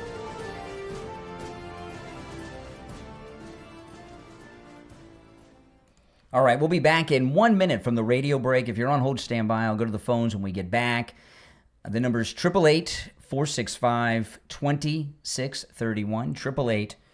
888-465-2631. It's a toll-free call no matter where you're listening, and the number is pinned in the live chat. All right, I'm going to go to the phones when we get back. You're welcome to call in about anything I have brought up so far. Any of you men out there keep diaries? It's bizarre. Bizarre. Oh, man. 25 seconds. Hang in there.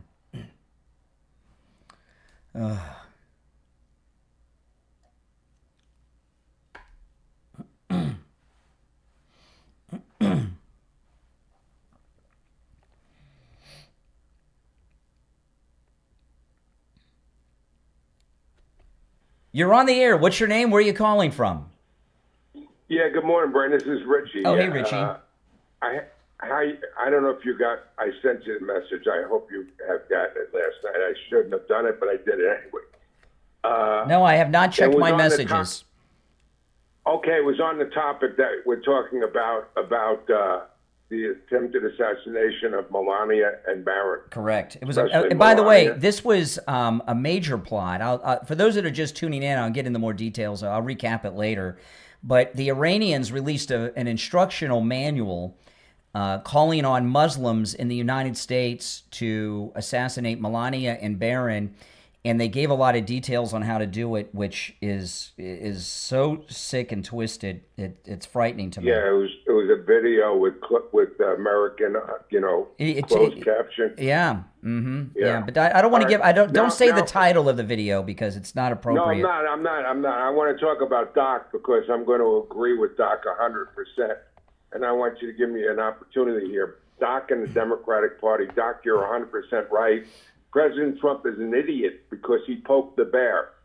Just like the gay people, the homosexuals in Germany, they poked the bear because they wanted to, have a gay pride parade, so they poked the bear. Just like the Jew that came out of the synagogue in New York for praying to his God, he got stabbed in the chest with a screwdriver because he poked the bear.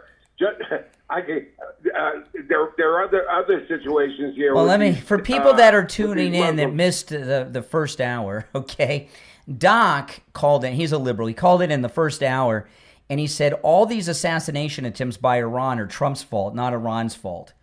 And that's what Richie's saying. Because he poked the bear. Yes. He poked the bear, just like when they took planes and they went into a 9/11, which is coming up with a jihadist mayor that wants to have the keynote address, which basically is going to say, Muslims are great people and they love the Jews, they love the Christians.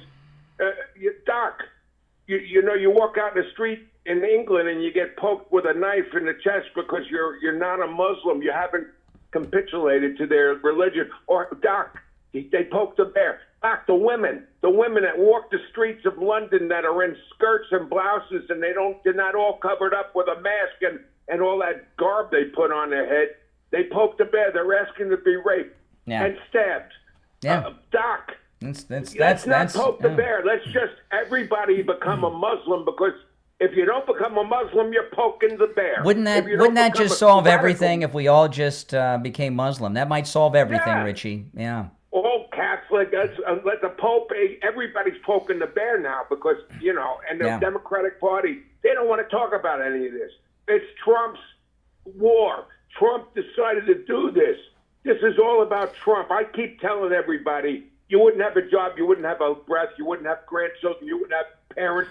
Because if the Iranians had their way and they had the nuclear bomb, what do you think they would have done with it? Use your brains, man. I mean, And this, people you know, are this so- video that the Iranians put out shows how desperate they are. That they can't even do terrorism anymore. We've knocked them out so hard. They're calling on regular Muslims in America to rise up and do it for them. But President Trump should. I think that President Trump has called off temporarily the strikes because of the Lindsey Graham funeral. There was a report this morning. Netanyahu flew in for the Lindsey Graham funeral, which starts. The funeral's tomorrow. He lies in state today.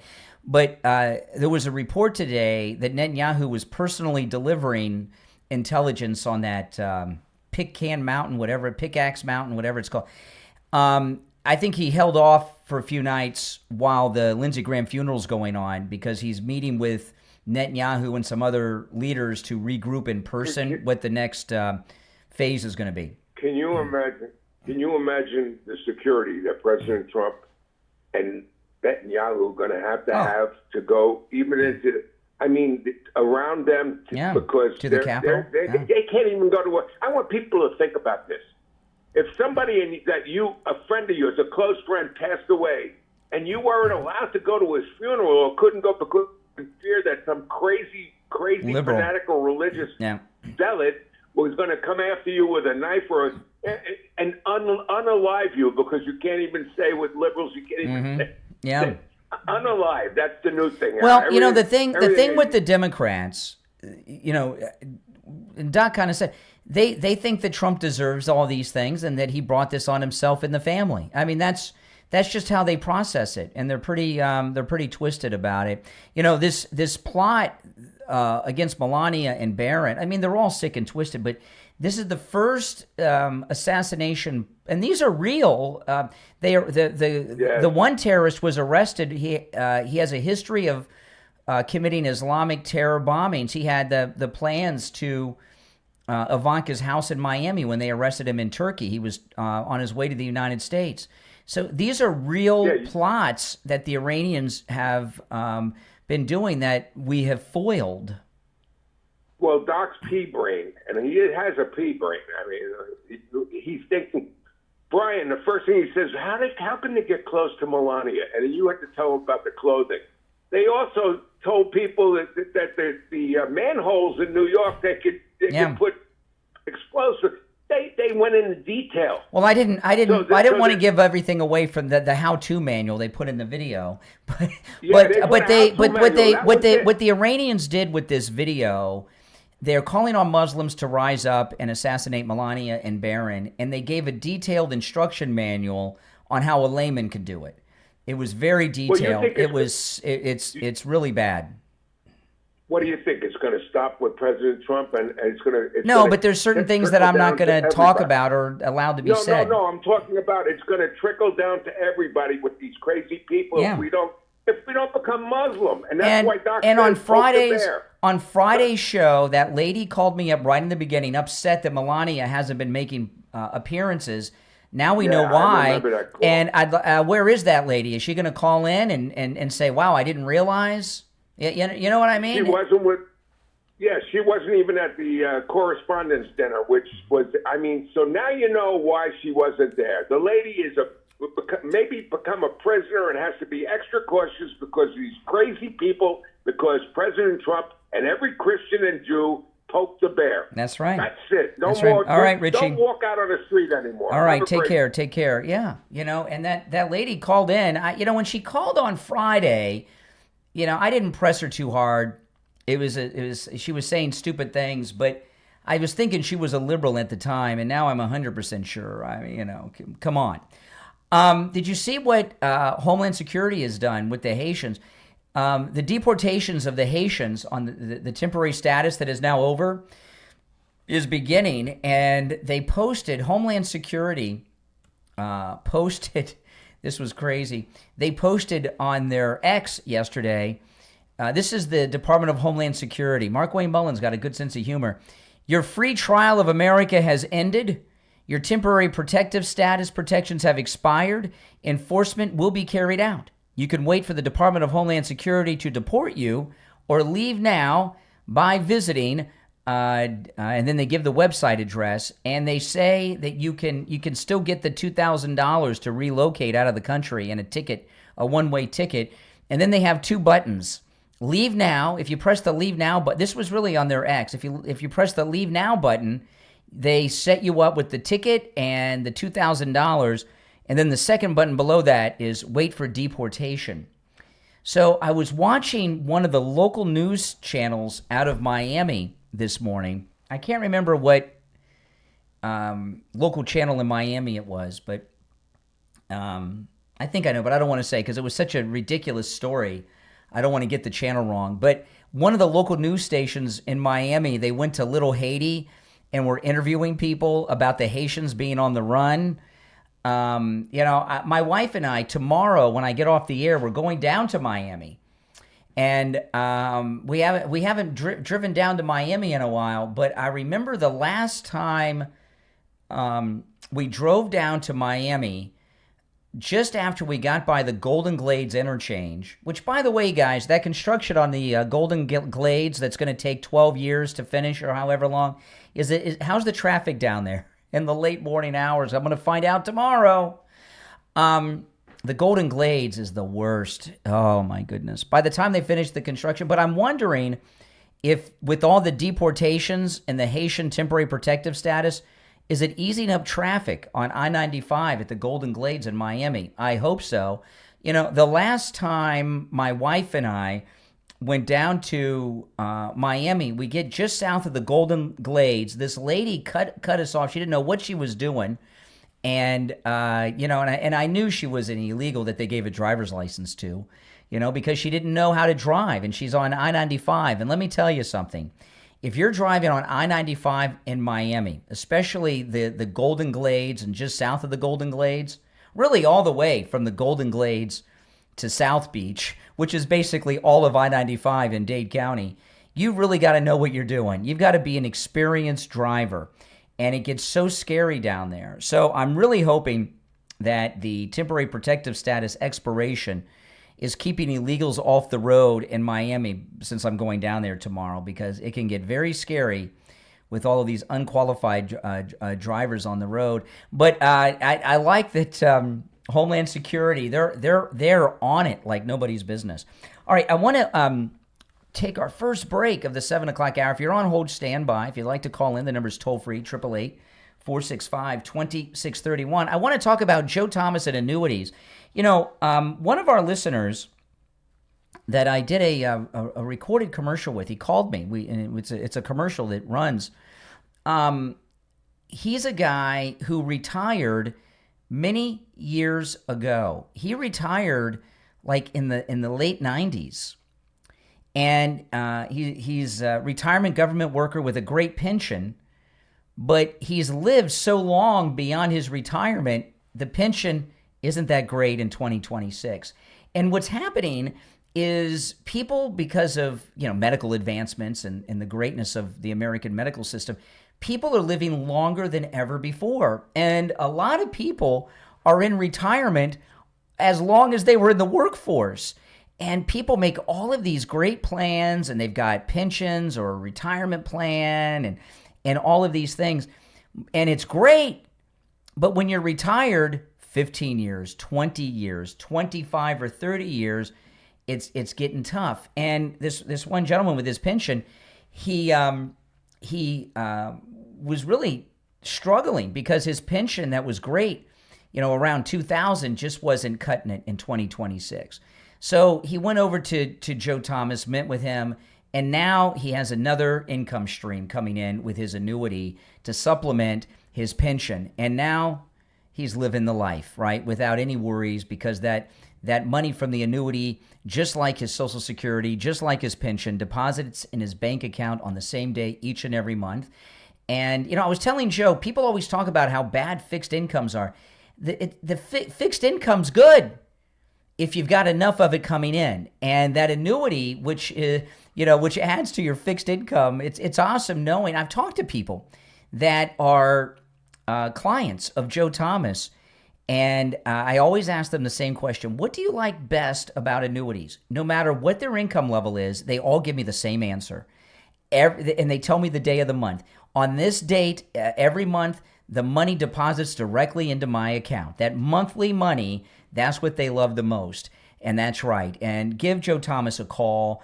The consultation's free. You can take advantage of the free consultation with Joe Thomas no matter where you are located. All right? So, yeah, that's right. If you're in the area and you want to have the meeting in person at his office in Jupiter, please do that. But no matter where you're located, you can take advantage of this no-charge consultation, and you can take advantage of the consultation over the phone, on a Zoom call, on a FaceTime call as well. Here's the number, 561-743-0999. 561-743-0999. That's 561-743-0999. You can also find his number on his website, JupiterJoe.com. We'll be right back.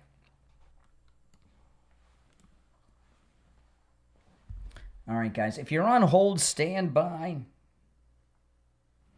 Okay, we'll take a quick break, and, oh, man, I've got so much to cover. Where am I going to go next? I got to figure out where we're going next. Let me take a look here.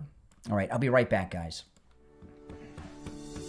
Have you ever felt like you're just going through the motions? You work hard, but feel stuck, exhausted, or disconnected from the life you truly want? It's time to stop surviving and start living. And you can do just that with the book from author Jane Morales Moras. Stop Dragging, Start Living, Reclaim Your Purpose and Power. Available on Amazon. This inspiring and practical guide will help you break free from self-doubt, rediscover your purpose, and build the confidence to create the life you've always dreamed of. With this must-read and life-changing book, you'll discover how to reconnect with your dreams, overcome negativity, build resilience, set healthy boundaries, and align your emotions with your goals so you can finally move forward with clarity and purpose. Whether you're a student, entrepreneur, professional, or simply someone ready for a fresh start, this empowering book provides real-world actionable strategies to help you stop living by other people's expectations and start becoming the person you're meant to be. Your purpose is waiting. Your best life is still ahead of you. Stop dragging. Start living. Reclaim your purpose and power. From author Jane Morales Moras is available right now on Amazon in Kindle, paperback, and hardcover. Start your transformation right now and order your copy of Stop Dragging. Start Living. Reclaim your purpose and power on Amazon. Life can leave us with a lot of questions. Why did this happen to me? Why do I keep repeating the same patterns? And where is God in all of it? If you've ever asked those questions, you need to tune into the Healing Philosophers podcast with The Healing Philosopher on Spotify. Through honest conversations and real-life experiences, each episode explores topics like healing from past hurts, generational karma, letting go of what's holding you back, understanding narcissism, and discovering how God can use even life's hardest moments for a greater purpose. The Healing Philosophers podcast is about finding hope, growing in your faith, and realizing that your story and every season of your life has meaning. Add the Healing Philosophers podcast to your Spotify playlist and make sure to share the podcast on all your social media and invite your friends and family to listen in too. Your share could be exactly what someone else needs right now. The Healing Philosophers podcast with the Healing Philosopher on Spotify. Healing starts with one conversation. Listen now on Spotify.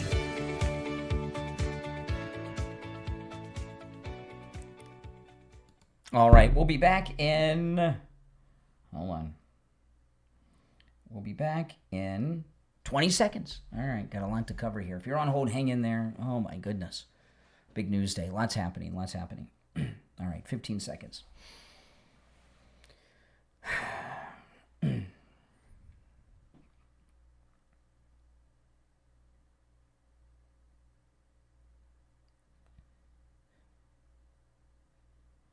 All right, we are back. Okay, so the Democrat Socialists of America are panicking the Democrats. I love it. And this guy, Abdul, that they're running in Michigan, he's a real disaster. Here's CNN. They're talking about the Democrat Socialist Commies of America. Tonight, as the Democratic Socialists pick up a string of victories across the country, a new party platform from a progressive group is becoming fodder for GOP attacks. 99 days from the midterms, Democrats are facing a reckoning. disavow and disown the Democratic Socialists of America, or embrace policy positions like these endorsed by the DSA's co-chair. Okay, so we're going to put up on the screen a few of the things that are part of your platform, and I want to ask you, just give me sort of a true or false on these. Abolish the Senate. True. Okay, replace the presidency and Supreme Court as we now know them. Yep. Abolish ICE. Absolutely. Abolish borders and give amnesty to anyone currently in the U.S. illegally.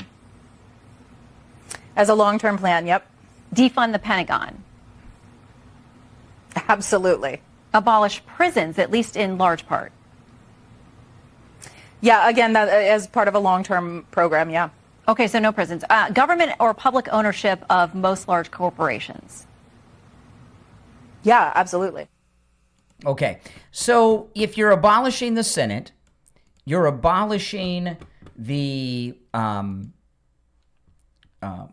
presidency, you're abolishing the prison system, and all these other things. Are you not bringing about the downfall of the U.S. government? Is that not an insurrection against the U.S. government? Well, there's a little secret that just came out that I'm going to share with you in a moment about the Democrat Socialist of America that you probably have not heard. But let me take another call or two first. You're on the air. What's your name? Where are you calling from? Good morning, Rick. How you doing, Brian? All right. What's up, my man? I tell you, this Doc guy has got me so furious. You know, I'm a disabled veteran. Mm-hmm. You know, I was over in Europe in the 80s, right? And when Gaddafi bombed the disco and all that. Sure. You know, we left these people alone for 47, almost 50 years.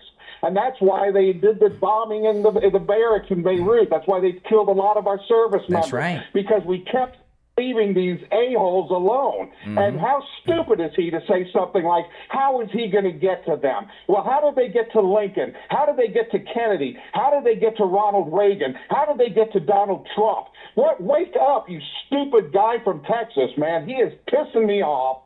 Well, and I can't believe he's got the audacity and the arrogance and the ignorance to keep up this ridiculous banter against this BS. But you know what? I've been on the air for over 90 minutes. Not one single Democrat has called in to condemn the Iranian assassination plot against Melania of course not. And Barron. You know, not one. Not one. They say that's not about us. I don't agree with. I've gotten several calls from people like you, ticked off at Doc, but I haven't heard anyone say Doc doesn't represent us. That's not us. It's from Texas. I damn sure so. He certainly doesn't represent us, you know? But it's like, it's just really quick and I'll be done. It's okay. Let's leave them alone. But they have no problem with let's leave Ukraine alone. That's right. You know, it's all about giving them money and keep them going on. But, oh, my God, let's stop these people because attacking us for 50 years. Exactly. I'm sorry, Doc. You need to crawl under a rock and just shut the hell up from now on. That's I am done with this guy. Now, sorry. Do you want to tell? That's all I got to say. Well, now do you want to tell us how you really feel? Yeah, I'm sorry. All right, take care. I'm just pissed off. I don't blame you. Ridiculous. No, you Have should a great be. day. You should be. Yeah, it was difficult for him to control his language. Oh man. Okay, now it's true, but you know, now one Democrat has called in and said what Doc said is not representative of us, because what he said is what most Democrats feel. Okay, now, before the bottom of the hour break, though, I want to share this. So the Democrat Socialist of America, they're taking over the Democrats, and we're hearing about all these Democrat socialists, Mamdani, Ahmed, and all these lunatics. Listen to this. This is a Fox News report from yesterday. Democratic socialism being just a merger between the democratic political system and a socialist economic system run by workers. The Democratic Socialists of America was formed back in 1982 and remained a fringe organization really until Bernie Sanders brought it to the main stage in 2016. Even at that time, they had just about 5,000 members. But interest was sparked in young people. Then we saw DSA-based candidates like Alexandria Ocasio-Cortez start winning local and national elections. The organization's footprint expanded, pushing far-left proposals like Medicare for All and the Green New Deal. We see these policies most impactful in urban settings, which the DSA focuses on. Heavy tax burdens, regulations, they're implemented, radical bail. Okay, and they go in. So what Fox News uncovered, while there are some high-profile big mouth commies here, Mamdani, Ahmed, AOC, and some other lunatics like Bernie Sanders, okay, the Democrat Socialist of America really is an organization that's only about 5,000 strong. And they're obviously overrepresented in the Democrat Party, okay? And the reason they're making their move in the Democrat Party is because their numbers are too small to be their own party. So they're hijacking the Democrat Party because they don't even have enough people for a party. They don't have enough people. They want you to think about this. According to Fox News, there are more people in line at the men's room at a Trump MAGA rally than are in the entire Democrat Socialist of America. They just have a good PR machine for a handful of fringe lunatics that have managed to get elected to office. Pretty amazing, huh? All right. We're going to take our break for the bottom of the hour. And when we get back, I've got some other things that we're going to cover. All right. You're listening to Florida's longest running radio show, The Steve Kane Show, on the radio since 1977. If you'd like to call in, the number is toll free, 888-465-2631. 888-465-2631. It's a toll-free call no matter where you are listening. We'll be back right after this.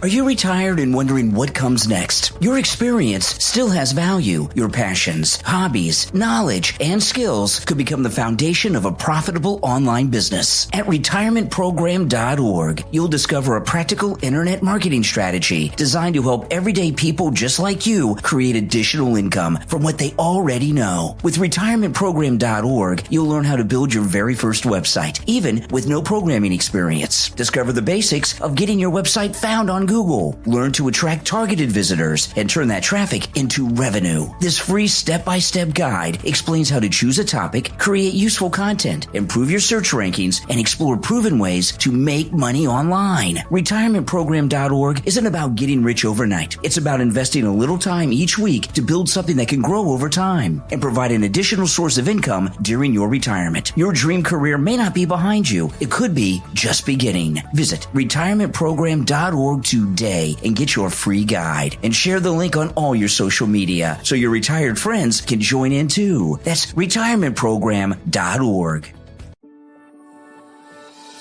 Are you looking for jewelry that's as unique as you are? Then check out Kita Luxury on Etsy, where every piece is handcrafted with passion, artistry, and the natural beauty of genuine crystals and gemstones, inspired by a love for one-of-a-kind bohemian designs. Kita Luxury was created with a simple mission to make extraordinary handmade jewelry accessible to everyone. Behind every creation is a talented team of skilled artisans, each bringing their custom expertise to metalwork, stone cutting, beading, and fine jewelry craftsmanship to produce stunning wearable works of art. Whether you're searching for a breathtaking statement necklace, elegant earrings, handcrafted bracelets, beautiful rings, or meaningful jewelry for both men and women, you'll discover pieces that celebrate your individuality and personal style. Every design is carefully handcrafted using high-quality, natural materials, creating jewelry that's more than an accessory. It's a reflection of who you are. Whether you're shopping for yourself or searching for the perfect gift, Kita Luxury offers timeless handcrafted jewelry designed to inspire, delight, and be treated for years to come.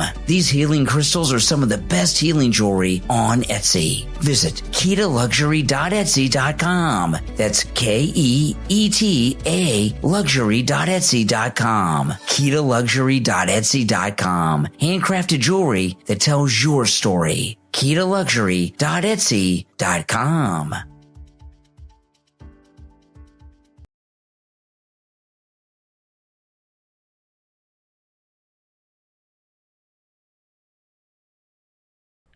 Okay, hang in there.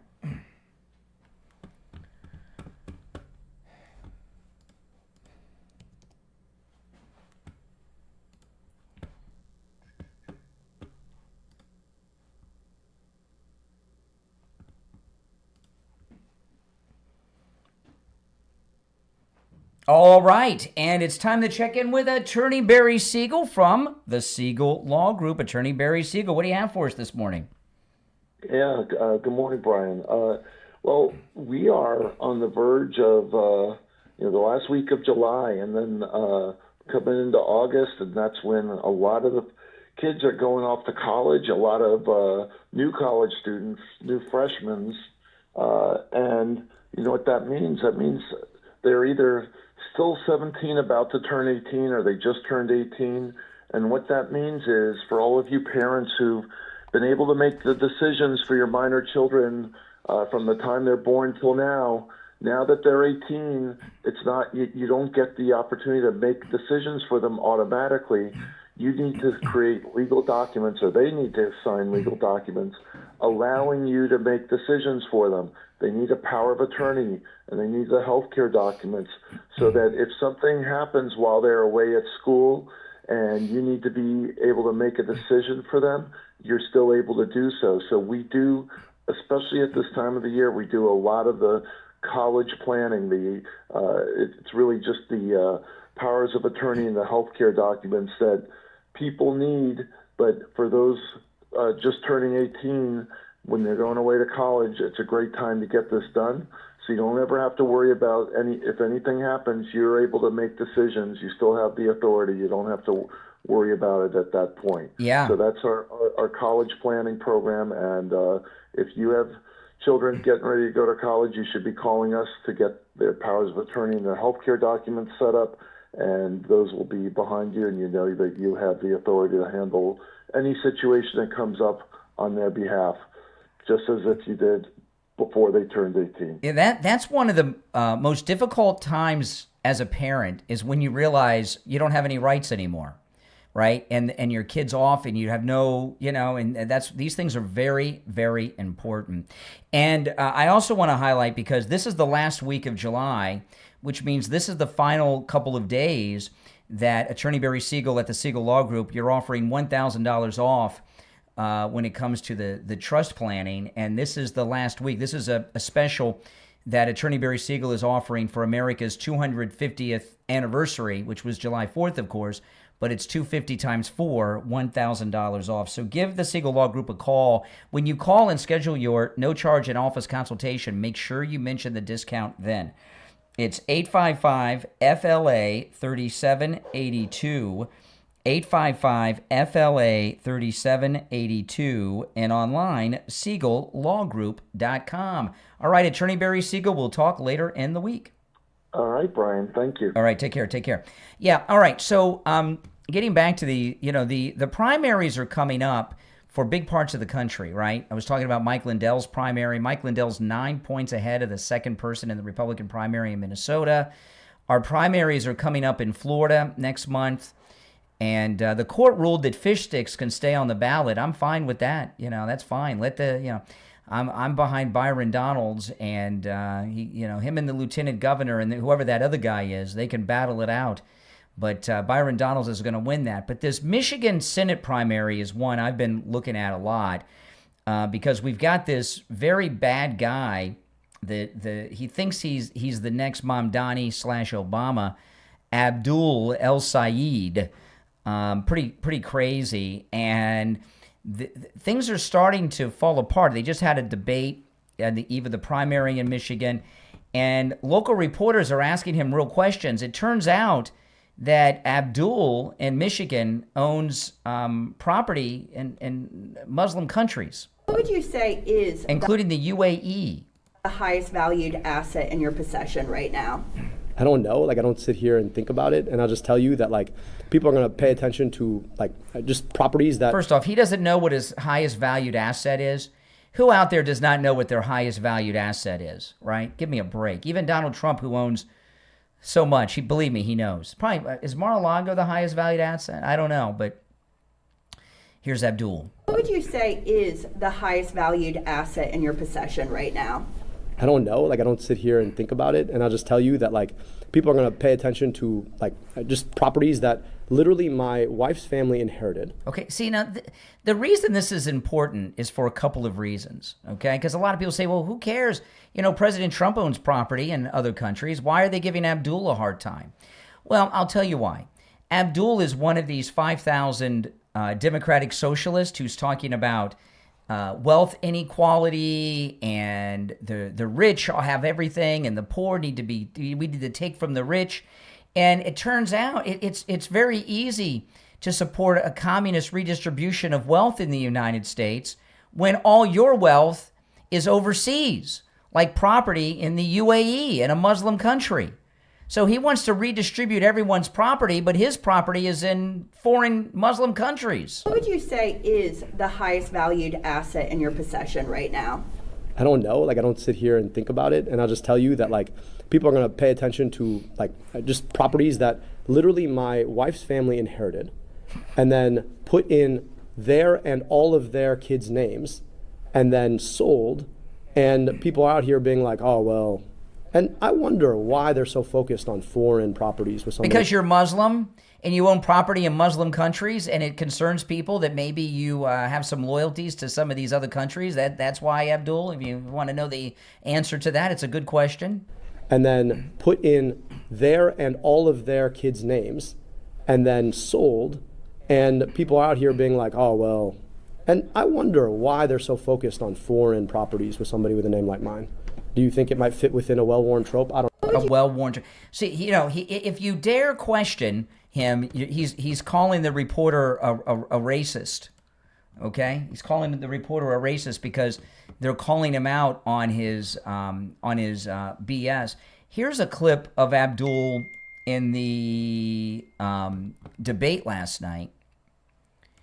And I'm glad to see that the pressure's coming on to him right now. In the process, though, I actually think that we could eliminate all the medical debt in this country, $225 billion. Just so you understand what that is the amount of the GDP of more than half of U.S. states in this country.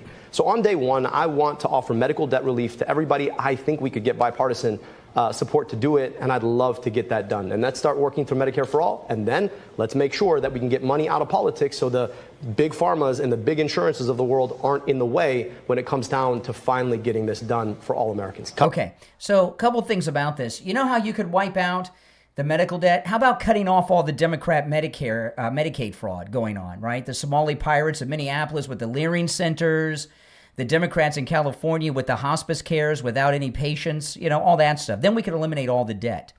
But you notice, this is the phrase that these communists use. They don't use socialized health care. Of the GDP of more than half of U.S. states in this country. So on day one, I want to offer medical debt relief to everybody. I think we could get bipartisan support to do it, and I'd love to get that done. And let's start working through Medicare for All. Medicare for All. Okay, that's their code word for socialized health care.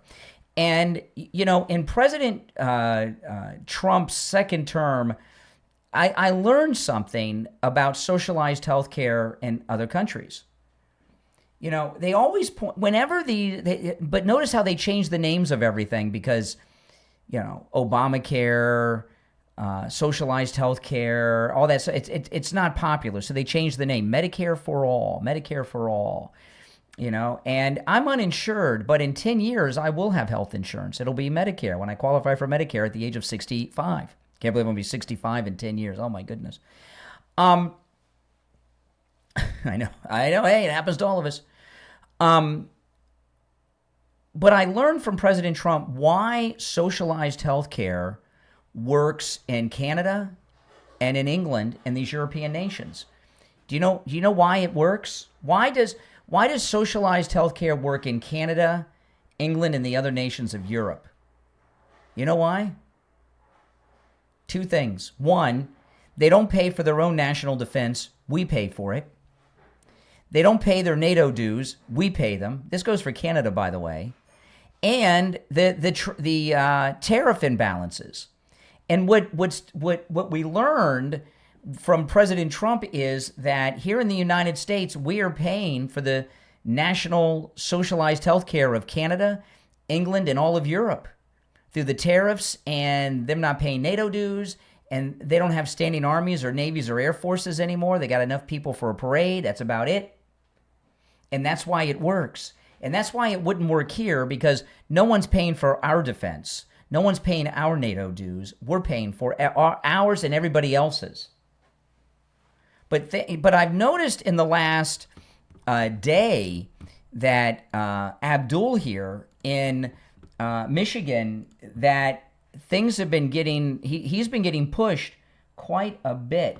This is the last clip I have of Abdul. This is Abdul in Michigan, and this is in the debate. This is the Democrat debate that they just had the other day. And he's talking about abolishing ICE. Well, I'm just saying that I do the thing that I say I'm going to do. I don't think ICE needs to exist. For the better part of our country's history, we did not have an ICE, and I think we can do a much better job. When he says our country, which country is he talking about? I don't know. When it comes to immigration without one. And here's the last thing I just want to say about this. When it comes to the question of immigration, we need Democrats who are going to stand up and actually talk about the great good that immigration has done for our country in the first place. The idea that somehow we can't say abolish ICE because we're so afraid of what they're going to say when we've seen ICE terrorize people in our streets, to me, is exactly the kind of cowardice that we don't need from Democrats. So yeah, I'm going to take the bullhorn and I'm going to say that I think we need to abolish ICE because I am not afraid of what they're going to say about me. Okay, ICE is a new name for the Border Patrol. They changed their name a few years ago to ICE. We had regular Border Patrol everywhere. So they've been around for a long time. But I mean, if he was American, he would know. But what we have now that we didn't have in the future was a land invasion of tens of millions of illegals into our country.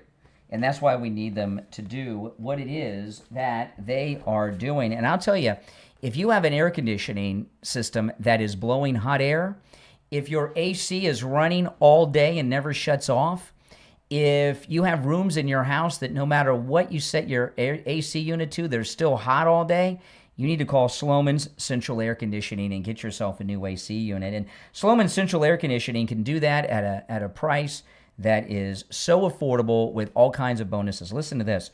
Sloman Central Air Conditioning is offering a high-efficiency 5-ton 18-SEER system that uses R454B refrigerant for just $59.99. And that's something, just $59.99, with zero down, zero payments, and zero interest for 18 months. It comes with a 5-year bumper-to-bumper service plan, which includes annual system maintenance, filter replacement, and refrigerant. And you'll also receive the Sloman's Shield home security system installed with 5 years of professional central station monitoring included with your AC package. This is an incredible deal. Call Sloman Central Air Conditioning right now. 561-217-COOL. That's COOL. 561-217-COOL. 561-217-COOL. All right. We'll take our break, last break of the second hour. It's the Steve Kane Show. My name is Brian Craig. We'll be right back.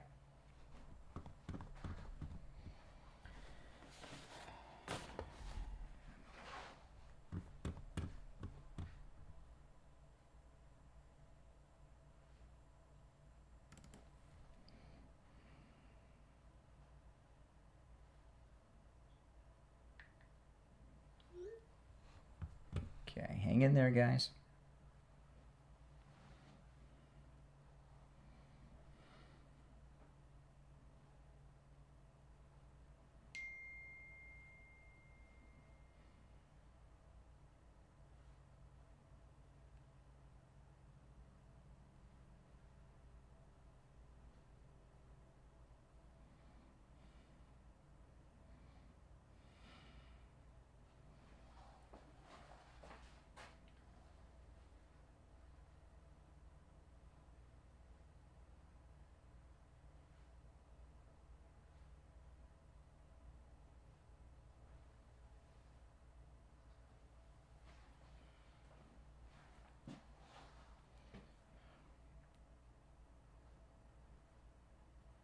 Okay, we'll be back shortly, guys. I'm just getting ready for the next segment.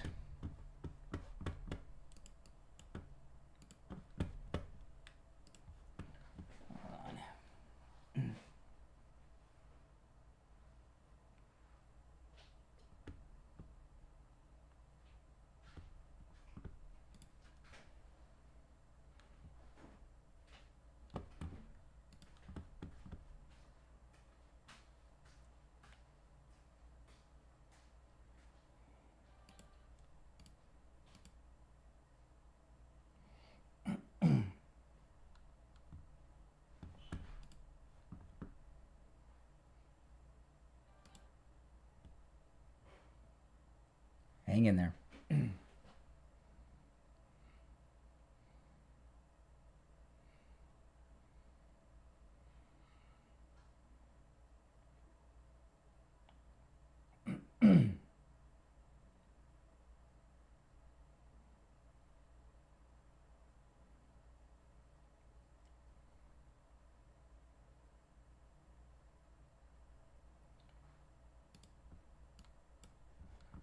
Okay.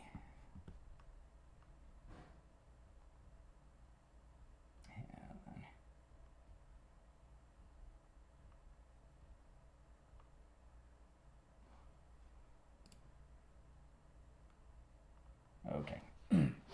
1 minute and we'll be back, guys. So stand by. I'm just queuing up a couple things here, going through my stack of stuff. There's a couple of stories that I'd forgotten about that are very important. We'll be back in about 40 seconds or so. Yep. If you're on hold, stand by.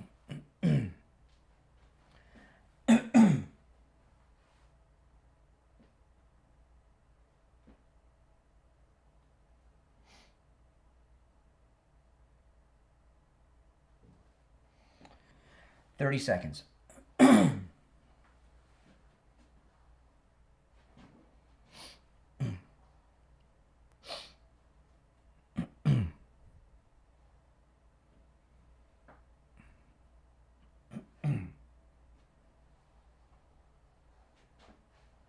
10 seconds, guys.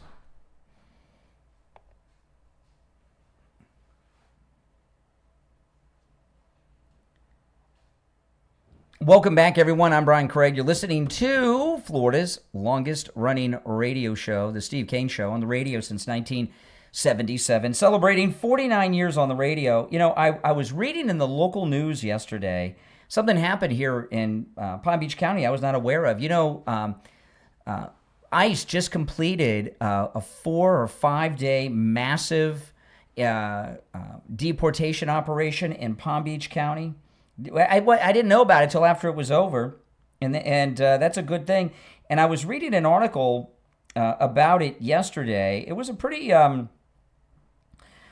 big operation, and they arrested and deported a lot of people, including the owner of a bakery. This was in Palm Beach, and you know the Democrats, they view illegal immigration as a new form of slavery, right? People to take care of their kids and clean their toilets. You hear them talk about this a lot. And the left, with their illegal deportations or their illegal immigrants, they're always talking about how they take jobs that Americans do not want to do. Well, then, you know, and then we see who's here, and we find out time and time again that's not the case. As an example, this bakery owner, think about it. This guy is in the country illegally and he owns a bakery, right? What are the chances that his staff are illegal too? Huh? I mean, how does a guy who's illegal, and he's competing with other bakeries that have legal workers where they've got to pay taxes and employee taxes and payroll taxes and all these things. And one of the biggest expenses of any small business is the cost of the employees through benefits, taxes, and their wages. And this guy gets to undercut all the competition right out the gate. This story that the illegals are just taking jobs that Americans don't want to do is a bunch of nonsense. Now, I was talking earlier about the mass deportation of the Haitians that's taking place in this country because of the temporary protective status being lifted, and the Supreme Court has upheld that. And well, listen to this. This is a direct result of the temporary protective status of the Haitians going into effect. Elder care companies, this is in Breitbart, elder care companies are hiring Americans at higher wages because President Trump ended Biden's amnesty-like temporary protective status to 350,000 Haitians. Elder care providers are taking steps to lessen the efforts, including increasing wages and benefits packages to attract more workers, as well as training workers from other fields so they can join the senior living workforce. This was in the July 26th trade news site, McKnight Senior Living. So the 350,000 Haitians, a bunch of them were taking jobs from home healthcare workers, all right? And of course, they work for less money than American home healthcare workers. You know, being a home healthcare worker is a good job. People have had long careers doing that. And the Haitians have been working for, well, I guess slave wages, much below what Americans you'd have to pay Americans. And you have to figure out new ways, because the answer is you just close down, said the CEO of Goodwin Living. He employs around 1,500 people, including many migrants from 65 countries. So he's got a bunch of these Haitians working. Now he's got to hire Americans. You have to figure out new ways. Speaking to local reporters shortly after receiving 111 deportees, the director of Haiti's National Office of Migration said the U.S. will be sending 2 flights per week back to Haiti, and it goes on and on. But you see right here, good paying jobs in the home healthcare industry are now opening up for Americans at decent wages. You know, so this idea that these illegals and these temporary protective status people are doing jobs that Americans don't want to do, that's just not the case. And we're finding time and time again that not only are they doing jobs that Americans want to do, that now that the positions are opening up, the employers are paying more money because they have to hire Americans.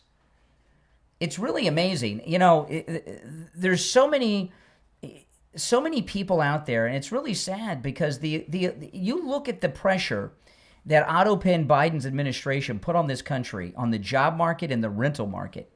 They drove rent up. They took jobs and drove wages down.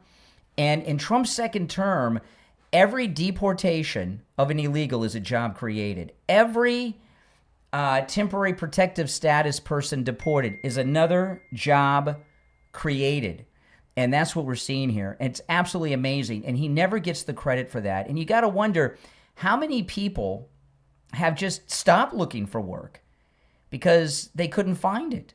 That's so true. So those of you that are in the home healthcare business, you know, and you're a home healthcare person and you have whatever certifications or anything you need for that, and maybe you've been pushed out because wages have been low or they've been hiring the temporary protective status Haitians. There are jobs opening up nationwide in the home healthcare industry. So contact your local people where you get such jobs. Do any of you guys, I wonder if Steve remembers this guy. Do you guys remember that very strange guy, Ron, that used to go to all our appearances? He was a real pest. He used to show up at the radio studio, even though we told him never to come by. He'd show up all the time. And he used to come to personal appearances dressed like Curtis Sliwa. He had the Guardian Angels outfit. And he got a job at a home health care agency. Anybody remember this? Oh, my goodness. This was he got a job at a home health care agency taking care of a man. And you know, home health care, one of the things you have to do oftentimes is bathe the patient or the client or whatever you call them. And apparently when he got the job, because he was a listener of the program, he used Steve and he used me as a reference to get the job. It was pretty crazy. And they had to let him go, and they called us when they let him go, and they called on the air. Yeah, Crazy Ron. He was a strange cat, and they called us on the air. And what he did was this just tells you how weird this guy was. He had a client that he had to bathe the guy. So when he bathed the guy, he put on he dressed like the Gordon Fisherman. He put on a yellow full-length yellow raincoat and the Gordon Fisherman's yellow rain hat while he was bathing this guy. And he was an elderly gentleman who was in his 80s or 90s, and his family complained, and they had to fire the guy. And they called us because he had used us as a reference. And we said, we don't know this guy. He's, you know, and oh my goodness, he was a weird guy, Ron, I must say. I haven't heard from him in many years, so I just assumed he's moved on to a better place.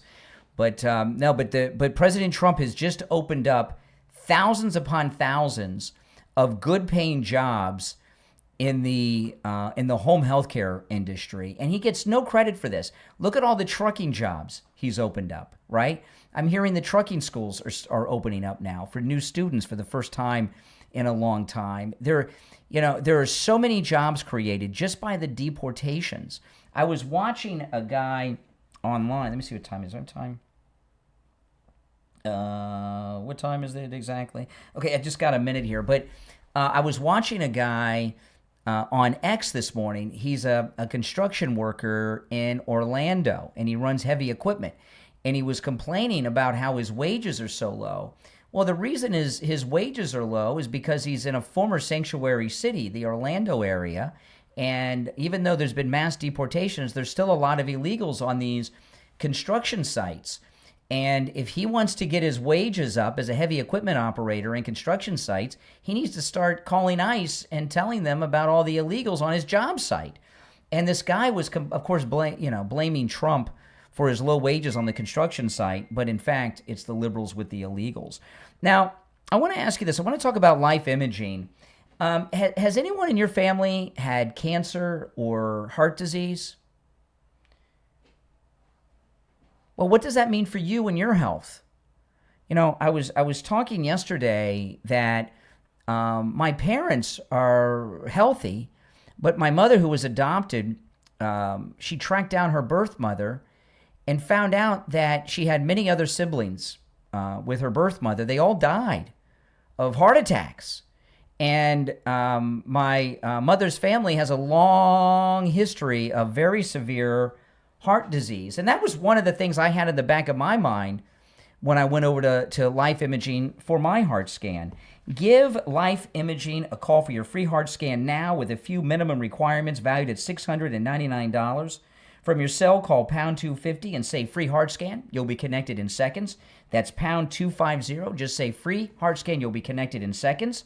They have locations in Broward, Palm Beach, Dade, and Orlando. And when you're there, make sure you ask about their full body cancer screening and their full body virtual colonography. And say goodbye to sedation. 2 hours down, 1 to go. Back right after this. All right, guys, hang in there.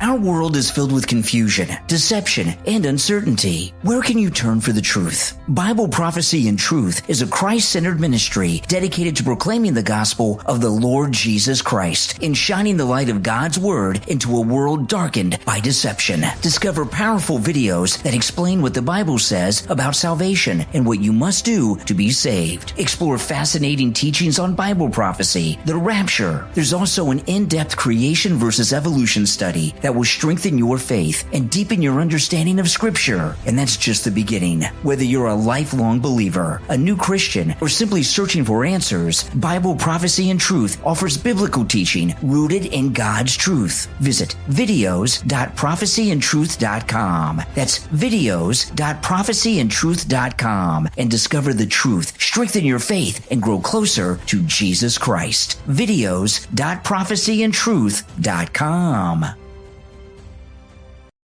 Hi, Tom Laporta here. We are Laporta Roofing, a family business since 1983. You are our customer. In other words, our boss. We are here for and because of you, not the other way around. The 2026 rainy season is upon us. Because we haven't had a hurricane in 2 years, all the storm chaser roofing companies have gone out of business, leaving only the strongest and the best contractors. At Laporta Roofing, we will never sell you a roof you don't need. We don't have salesmen or commissions, so we will never pressure you to sign a contract. Also, deposits are not required. At Laporta Roofing, you will always come first. We must earn your trust, and we will. So call me on my cell at 954-604-4602 or find us on the web at laportaroofing.com. That number again is 954-604-4602, 954-604-4602, or on the web at laportaroofing.com.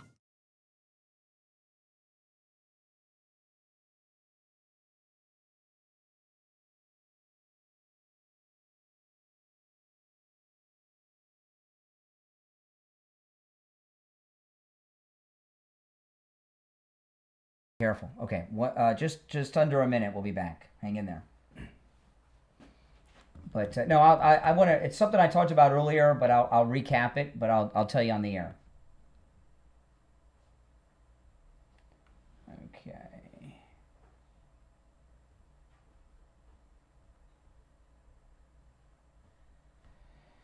Okay. 30 seconds.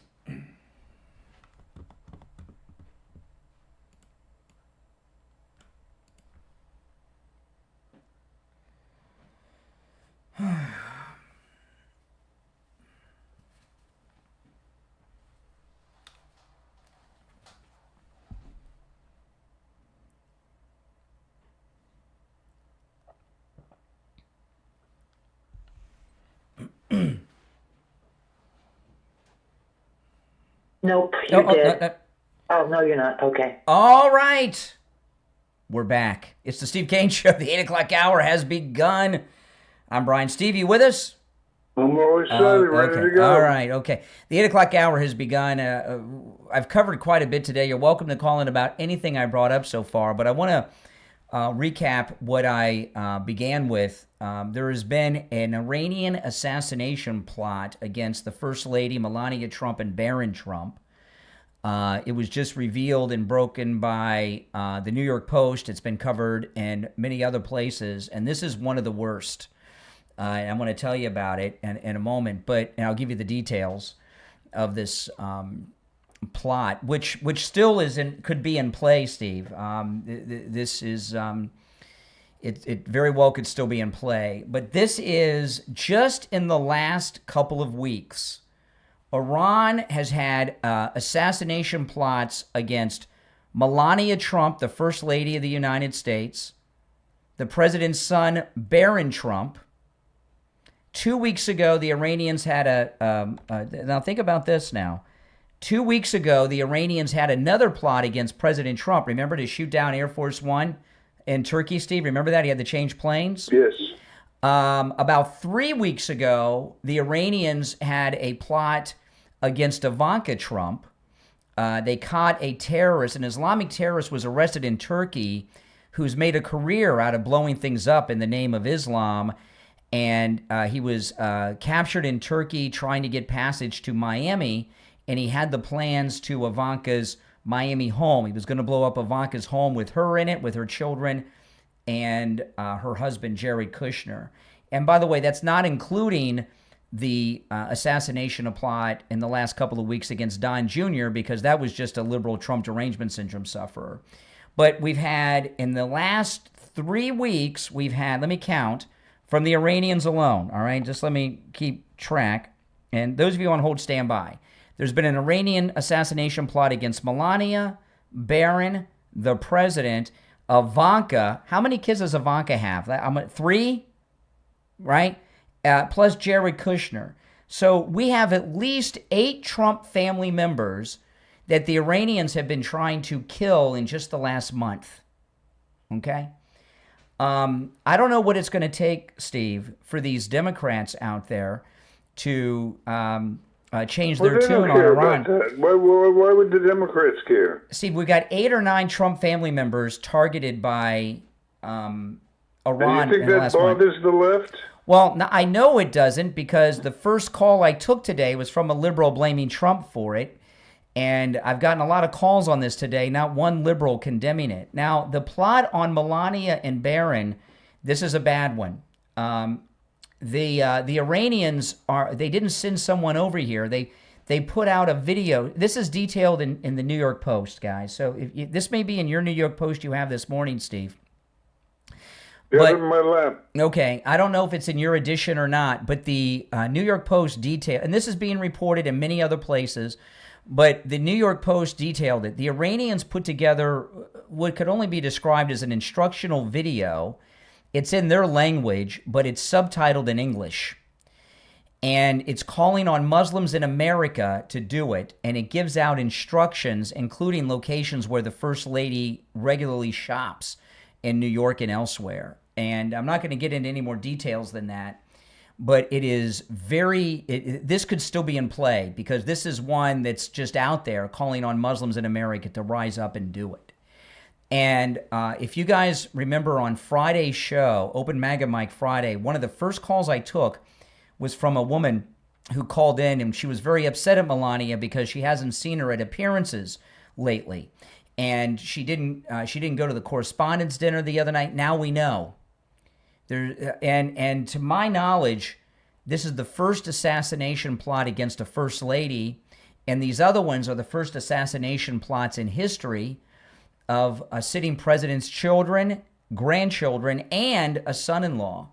So, this is one of those opportunities, Steve, where liberals can call in and say, hey, we don't like Trump, we don't agree with this war, but Iran's gone too far. This is a time where Democrats can call in and actually gain some credibility. I've yet to... Every day is a day the Democrats have a possibility of returning credibility, and they never take the opportunity. Well, this one's a bad one, and and as far as I'm concerned, President Trump should just neutralize Iran. I mean, if this isn't an act of war, I don't know what is, right?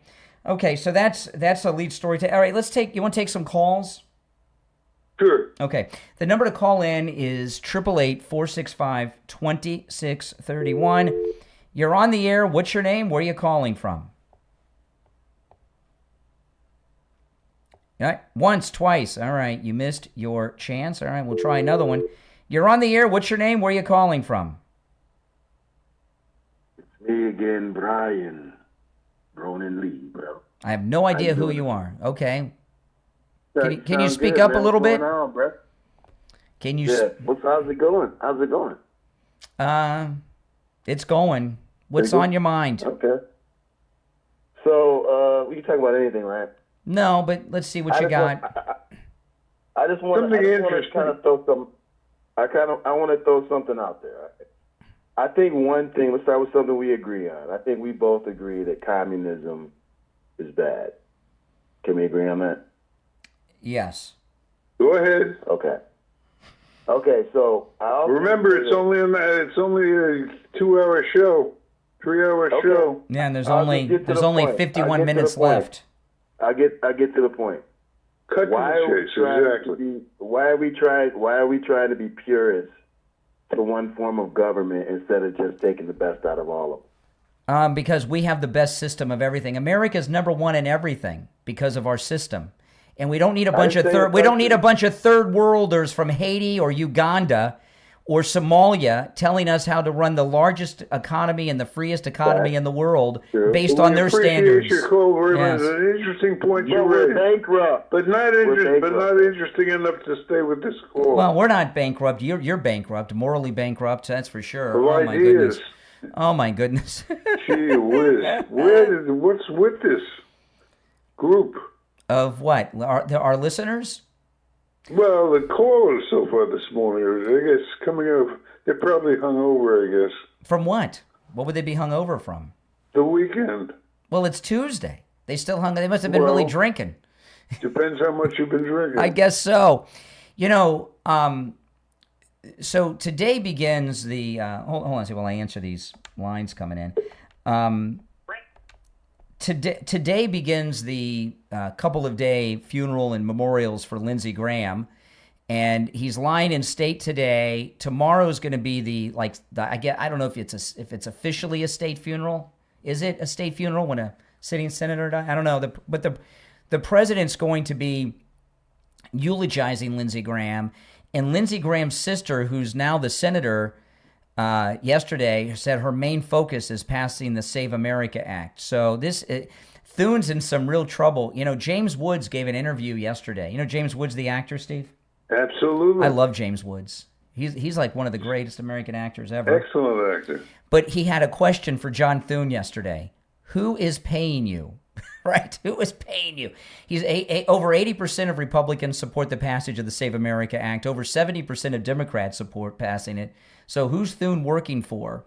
But we may find that Lindsey Graham's sister is going to become the most powerful senator in the country because she's got all the skills of her big brother, but she's just one of those people that commands the room, no matter what room she's in. Well, it's going to take something because I got to tell you, what's going on has been a disgrace. Thune's a These people disgrace. can't. I've never seen anything like this. Mm-hmm. All right, let's go back to our phones. Let's see if we can raise the quality from the last caller, but that's not saying a lot. It shouldn't be hard. No, not at all. Not at all. Let's go. You're on the air. What's your name? Where are you calling from? Once, twice. No, I think this is a higher quality call than the last one, Steve. I'm not kidding either. I'm serious. You're on the air. What's your name? Where are you calling from? Yeah, it's Renee from Harlem. Oh, hey, Renee.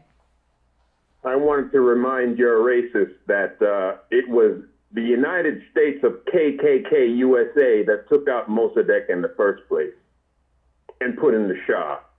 So if the Iranians are resentful of American interference, they've got a reason to be. You guys are a bunch of imperialist racists, and they hate guts, and they have a reason to. Who hates who? Renee, Renee, you haven't figured out yet that flag don't fly anymore. Nobody cares about your race card crap. You idiot. Does that feel better now? You're an idiot. Oh, brilliant comeback. Okay, yes. Okay, well, anything else?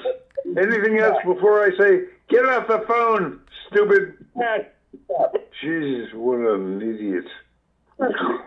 You should get some people out there. That's unbelievable. Renee, you're still there? Have a nice day. He shouldn't be. I mean, do I have to say, get off the phone, you jerk?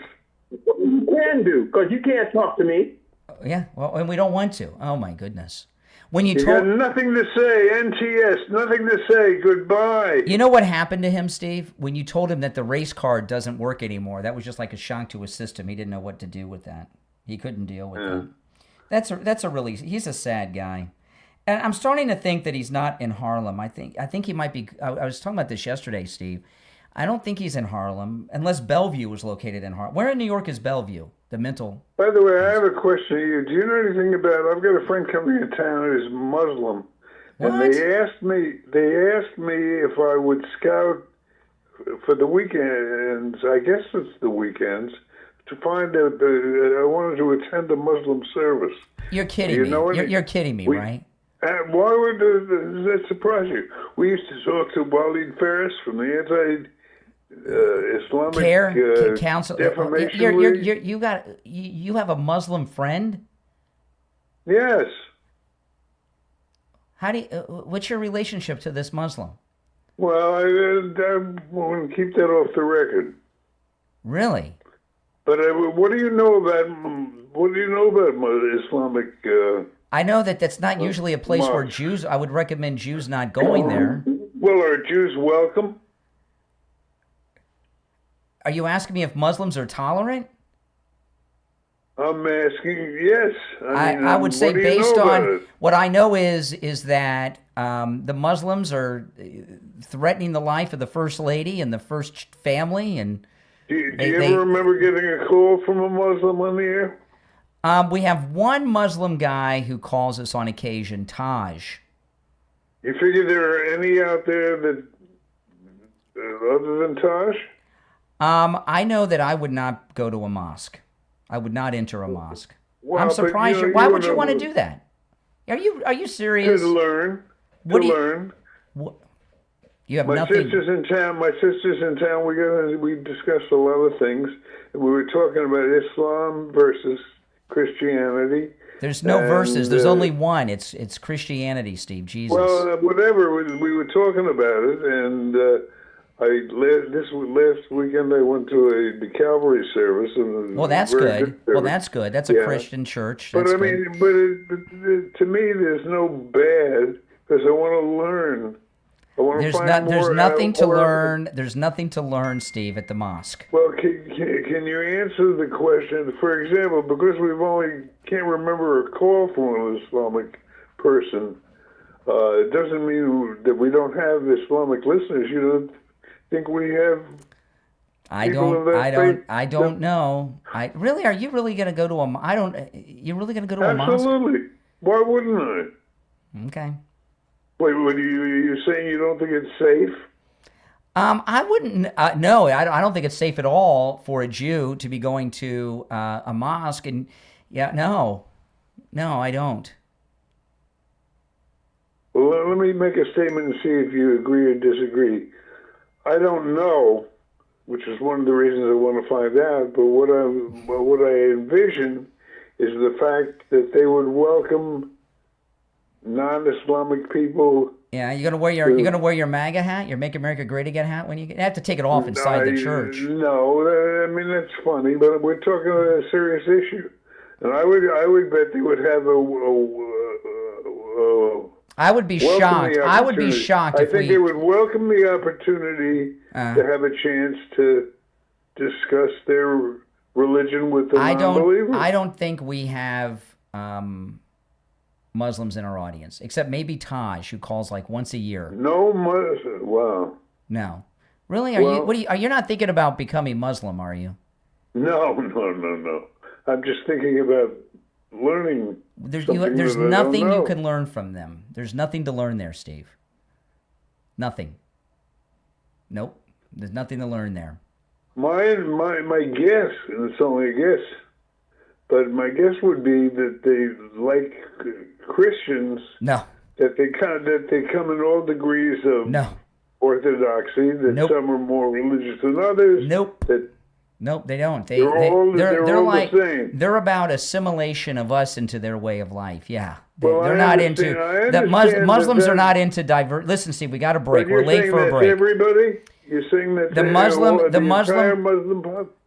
entire Muslim population is they're not about diversity of religion. Nope.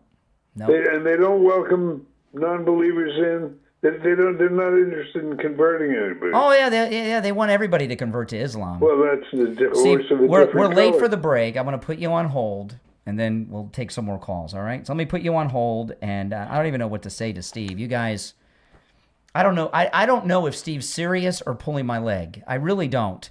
But I do know this: that if you're in pain, you want to go see Dr. Appleton. You know, Dr. Appleton and his robotic laser away pain treatment has changed my life. It's given me my life. You know, all these pains that I've had and suffering I've had over the years, I still would have had. The only difference is I'd still be in pain. You know, the first pain he rid me of in my knee, I suffered for that for close to 30 years. And he treated me and boom, the pain's gone, hasn't returned. My shoulder injuries from my skateboard accidents, my arthritis in my hand, he rid me of all of these pains. None of the pains have returned. Isn't that something?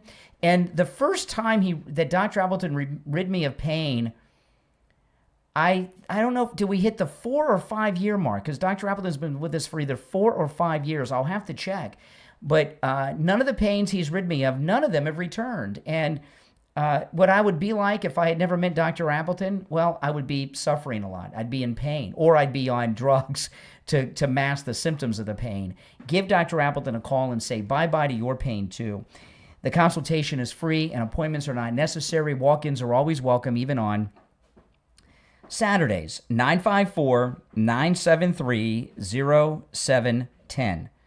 954-973-0710.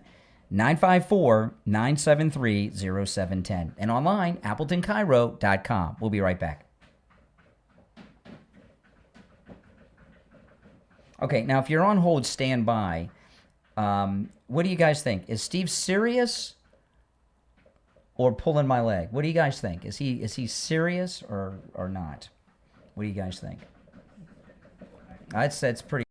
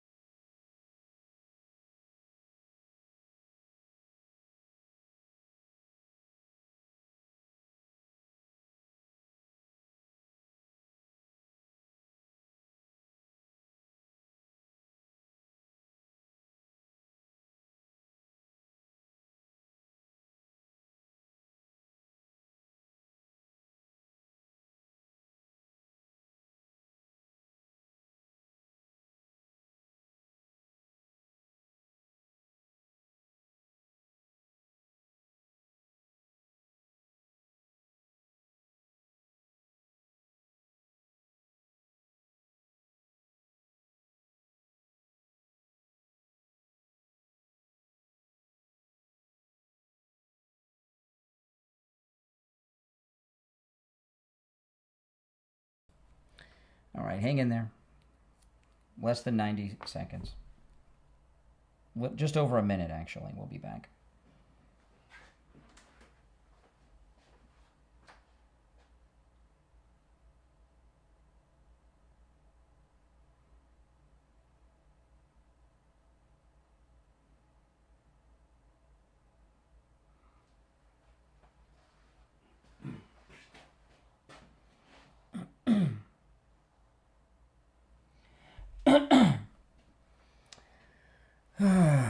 Boy, oh boy. All right, 40 seconds. Let me say something when we get back. Okay, hold on, 30 seconds.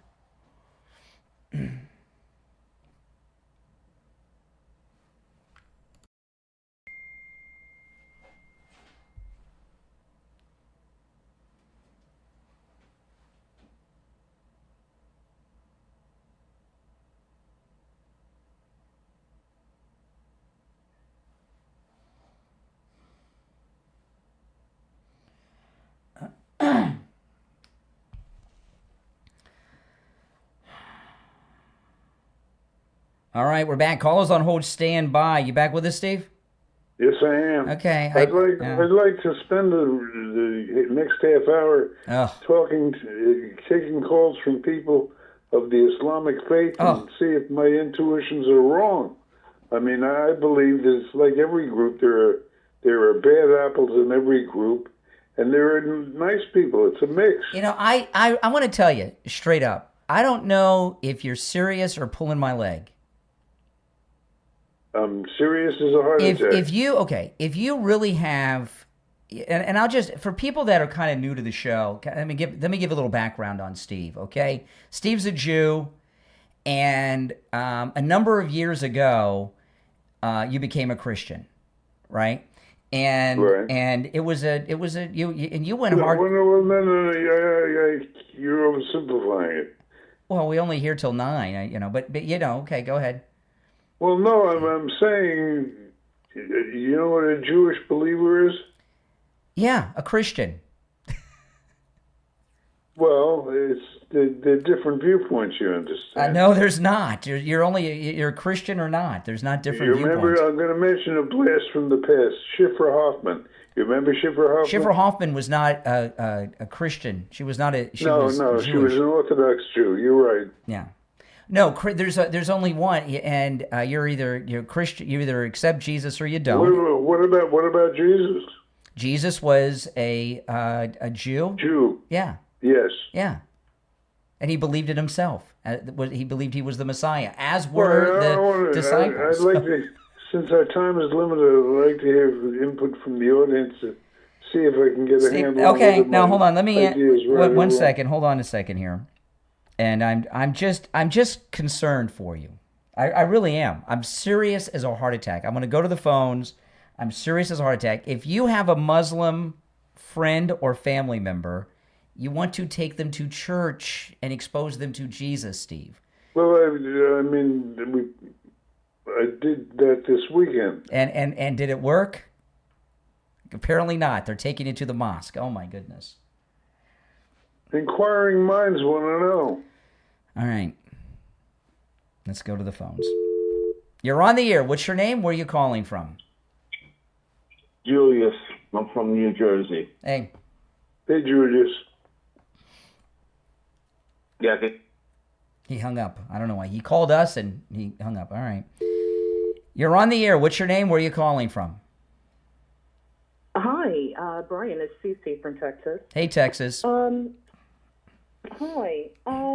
So I may be completely off here, so correct me if I'm wrong. I was listening to the beginning of the broadcast and wanted to heard the discussion between you and Doc from Texas. Oh no, Doc who called in yeah. How are you? Oh. Doc is the liberal who called in blaming Trump for the Iranian assassination plots. Yes. Anyway, welcome. I apologize for interrupting you. Go ahead. Yeah. I heard okay, well, first of all, the plot attempt, that the nerve gas, that whole thing, that is, stupid is the first word that comes to mind. It's how do anyone can come in and pick up that dress or whatever.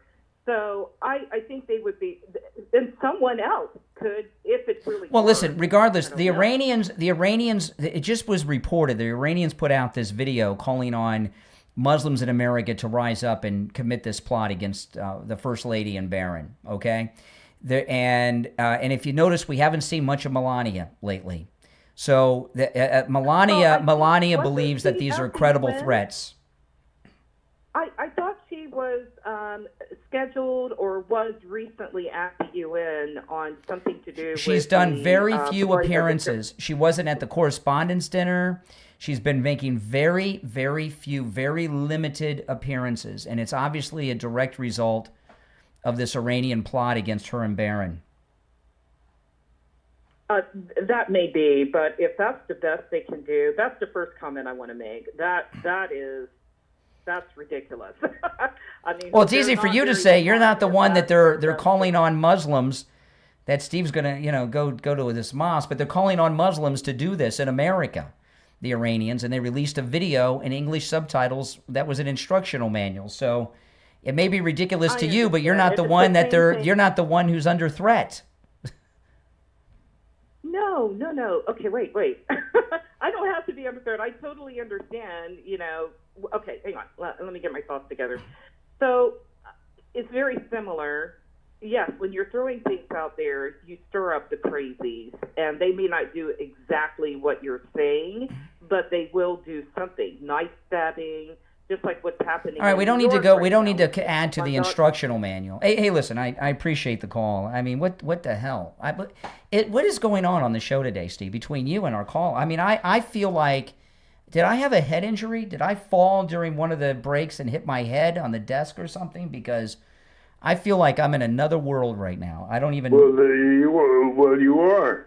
I really do. Between what you broke and these couple of callers. Well, that's not the difference between us. Am I in a coma? Is this like a Twilight Zone episode? The thing we're differing on, as I see it, is the idea of all people being alike. I think. Okay. I think there are peaceful Muslims, and listen, you don't seem to believe it's possible. Listen, not all Americans are in the Army, Navy, Air Force, Space Force, or Marines, but we support the troops, right? We support them.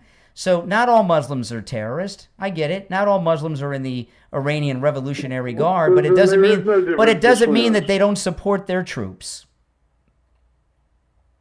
Some do and some don't.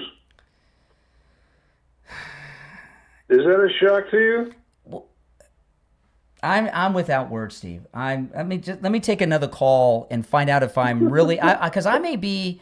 I'm serious. Well, I may be in a coma imagining this because this conversation can't be real. We have a jury out there in the audience. Let's hear how they vote. Mm-hmm. All right.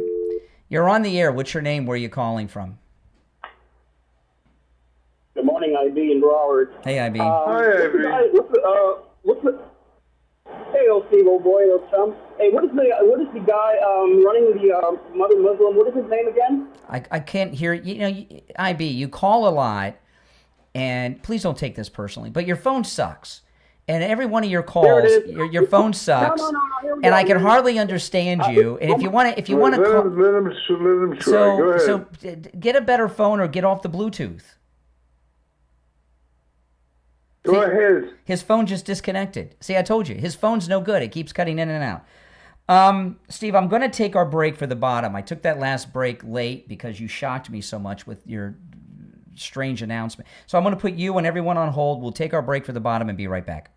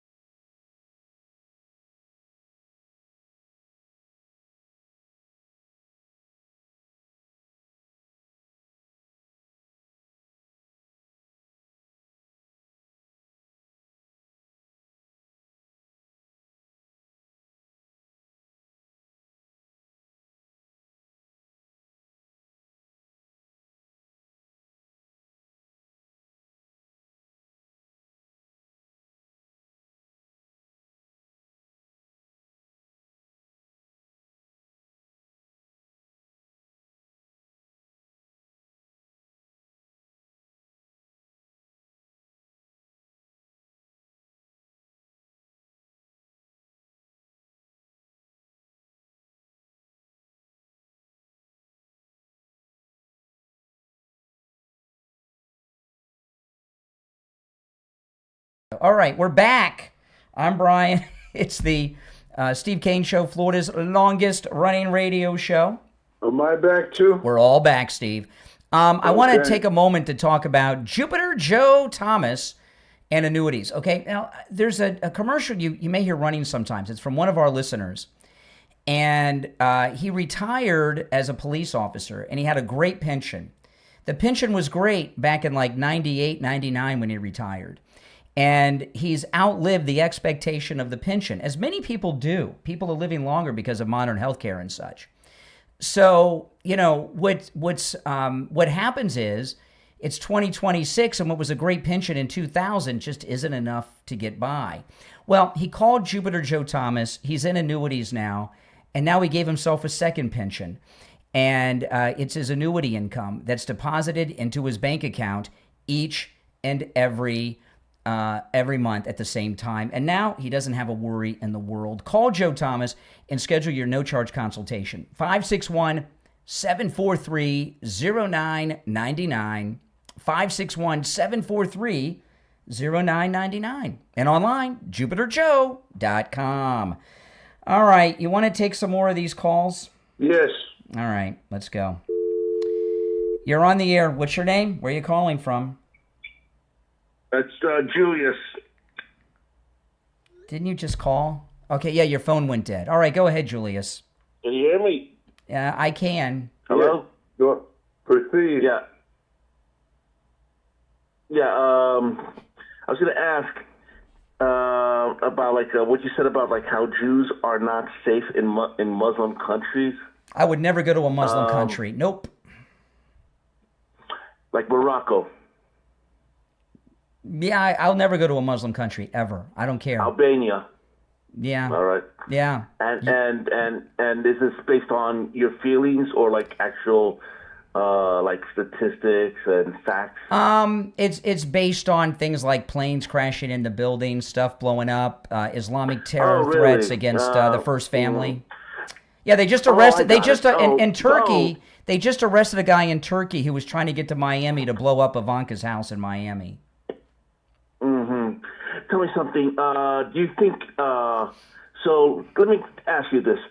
So the whole thing about Israel and Palestinians and Palestine, that's about religion. It has nothing to do with how the fact that Palestinians, Christians, and Muslims had their homes stolen. No. Really? No. It does. No,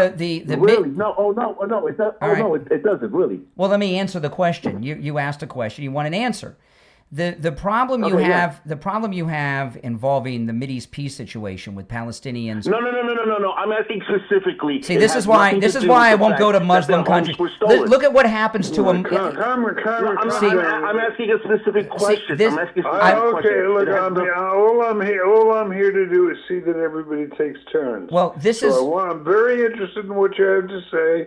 Just let me guide a little bit, all right, so that everybody can be heard. Well, let me tell you this in the audience. Your turn. Well, hold on. No, let me finish my thought. This is one reason. This caller is a great example of why I'll never go to a Muslim country. He gets challenged, and then all of a sudden, I'm not a Muslim. Well, you're certainly sympathetic.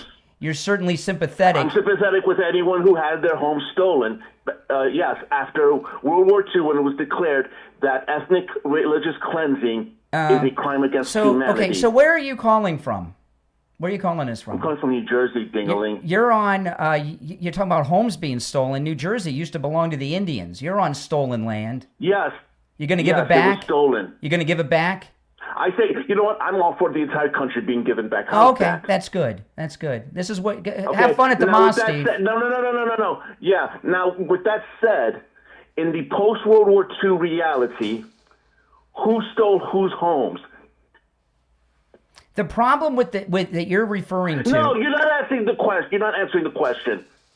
You don't know what I'm answering because you won't shut up and listen. I said 2 words and you shut me up. All right, gentlemen, be nice. I'm not going to be pushed around by some idiot from Jersey. Well, okay, just take turns. No, you are a moron, so don't try to call me an idiot. Wait. You lying sack.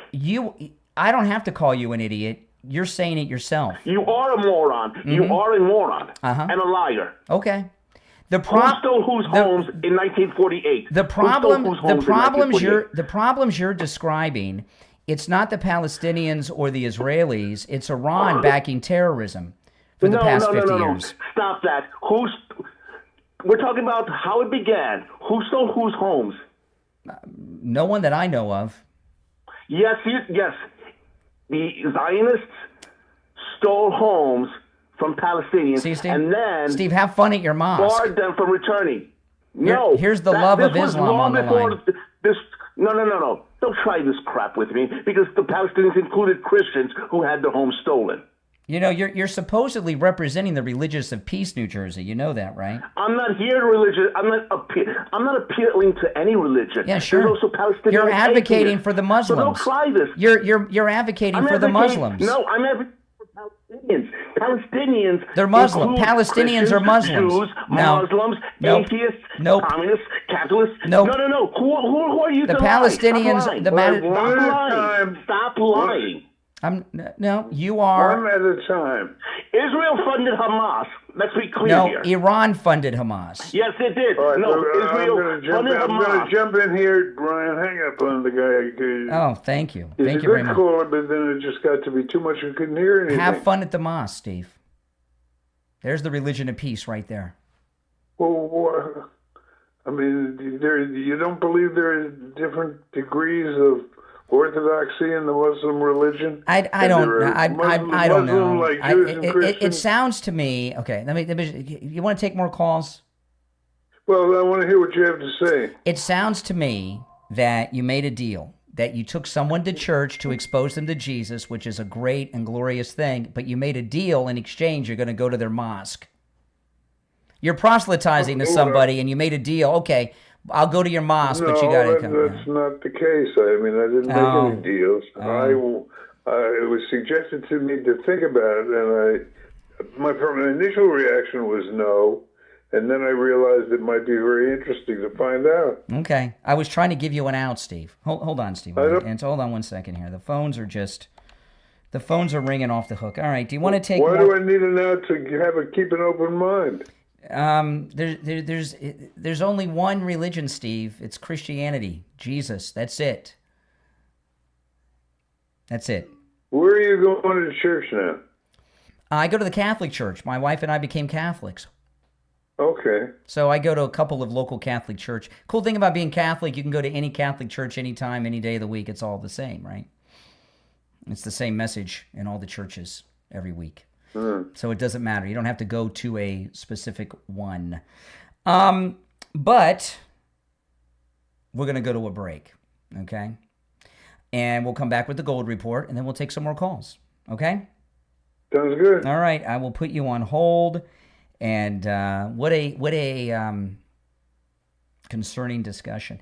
All right. If you're on hold, stand by. We'll be right back.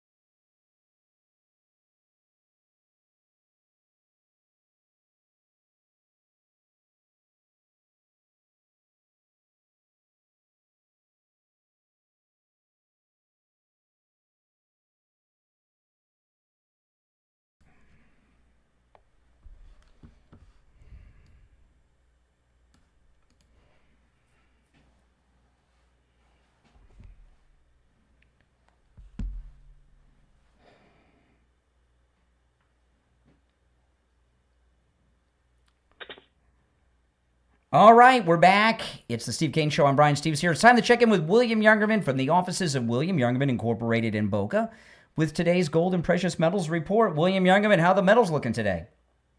Metals continue the sideways action with gold finding support at $4,000 and resistance at $4,100. Yesterday we were up $23.90 on gold, closing out the day at $4,075.60. Silver gained 26 cents at $58.29. Platinum was up $32 at $1,617. And palladium was up $43 at $1,270. Right now, we've got gold hitting a low this morning of 4,016 right now at $4,032.60. That's down $43. Silver down 98 cents at $57.31. Platinum down $15 at $16.02. And palladium down $23 at $12.47. Oil continues to head lower, $81.50 a gallon right now, or the barrel, I mean. And that's pretty much where we are. Yeah. Now, we were talking yesterday about how you can do all of your transactions over the phone and through the mail with William Youngerman. And, William Youngerman opens up at 10 a.m. Eastern time, of course. And you can give him a call toll-free, 1-800-327-5010. 1-800-327-5010. And if you can stop in, please do. His address in Boca is 150 East Palmetto Park Road in Boca on the first floor of the Bank of America building, just east of U.S. 1 Federal Highway. Immediately east of U.S. 1 Federal Highway on the south side of Palmetto Park Road on the first floor of the Bank of America building. And you can find both his address and phone number online at williamyoungerman.com. All right, William Youngerman, we'll touch base tomorrow. Okay, have a great day. All right, take care. All right, you back with us, Steve? Yes. Okay. All right. You want to take more calls? Yes. All right, let's go. You're on the air. What's your name? Where are you calling from? Hey, good morning. It's Jim from New York. How you doing? Not well. Hey, James. Good. So that nut from New Jersey, I bet you he was one of the ones who was dancing in the streets after the 9/11 attacks in Jersey.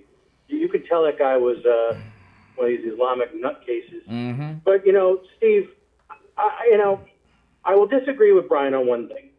There are normal, everyday, cool Muslim. There's normal, everyday, cool Muslim people. Really? Who? That being said, Steve, yes. They have no desire. They want to convert you. Yes. They want to convert you when you're there. Your buddy who went you to the church, he had no desire to Christianity. They want to convert. I think that's probably right. I think there's probably a debate. Do you know how many Muslims are there on Earth? Do you know that? 1 billion. More than I think more than 1 billion. Yeah. At least. Several billion. Steve, but I'm sure there are many. There's a segment of the Muslim population that is into conversion. I don't doubt that for a second. But that's not so caller, everybody. I think, caller, are you saying that Steve's friend is trying to convert him to Islam? Yes. Mm-hmm. I agree. I think so. I agree. And Steve, not for nothing, maybe Steve, maybe you get some good intel and hear some of the hate that's spewed at the mosque. You just keep a low profile. Maybe you'll hear some intelligence. You don't think you think of the 40 billion or however many on Earth Muslims that there are? You think they're all hateful? You think they're all building? No, I disagree with Brian on that.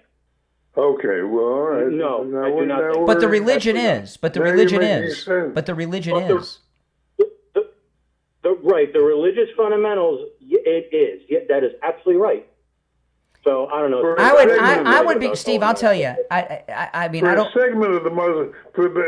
Understand what I'm saying. I'm just saying, in my view, a segment of the Muslim population is what you're saying is true of, or fanatics, or whatever phrase you want to use. But I'm saying there are different groups. It doesn't mean everybody is prone to violence, or that everybody approves of violence, or that everybody commits violence. It sounds like they've given you a good workover on this. I mean, you seem halfway there, Steve. Yes. You know, we've done so many shows on it. I'm really concerned. No, we have not. We have not. See, Steve's going to be taking vacation at Ramadan this year. You ain't going to hear him for that. You can't eat for a month, Steve. You know, I'm going to tell you this. I'm going to tell you this. I wouldn't want you to go anywhere other than a Christian church of any denomination. I would be less concerned if you were going to the Church of Scientology in Clearwater this weekend than this. I really would, because I know well, it. I really appreciate your concern, but I don't mean to short credit you for your concern, but I'm just saying all Muslims, like all Jews, like all Christians, are not identical. Yeah, but the religion is not, first off, it's not the true religion. You'd have to deny Christ to become a Muslim. That's number one. Okay? And don't let them tell you anything different. Correct. They believe they'll tell you that they believe in Jesus. That's not true. What they teach is that Jesus was a man who lived but was not a prophet from God, and you have to deny Jesus to become a Muslim. And I'm not going to go anywhere with a bunch of Jesus deniers and worship there. And Steve, not for nothing, if you look at communities that are predominantly Muslim, do they assimilate to Western culture? Yeah. Not even close. There's definitely a segment of the Islamic religion that what you're saying is true of. There's no question of that. I'm not arguing that. I'm just saying everybody is not the same. I wish your friend was into Kabbalah. Because I'm telling you, because you know with Kabbalah. Remember that, with Kabbalah and the Church of Scientology, it's so expensive to join. You would never pay what you got to pay to join these places. But the Muslims are they're gonna see you coming, Steve. They're gonna roll out the red carpet for you, and you're at least halfway there. I think the only Muslim to ever convert to Christianity was Rashid. Remember that dude on FTL, Rashid? No, did he convert to Christianity? That black Muslim's not the same. It's no bad. It's not. It's a different thing. You're talking about. Black Muslims are a little different. No, this is concerning to me, and it's an uncomfortable discussion. Tell you the truth. Obviously. Well, Steve. Hopefully, we're talking some sense here. And if you do go, keep a low profile and take notes on whatever. They're gonna give him a different version than They talk differently around. I mean, come on. Plus, what they'll see this is Steve. You're like the perfect target for them, right? You're a Jew. You've got a platform and you're vocal and you reach people. You're the kind of guy they want. You're an infidel, Steve. They're coming at you. You better be careful. It's not funny. He's not joking, Steve. It's not. I'm not joking. He's serious as a heart attack. And not for nothing, Steve, being Jewish. I mean, my God, man, you're public enemy number one. And what? On the list. To do what? To kill me? They don't like Jews, Steve. If you haven't noticed. You're the Zionist. You're the infidel. Come on. The problem I'm having is the word they.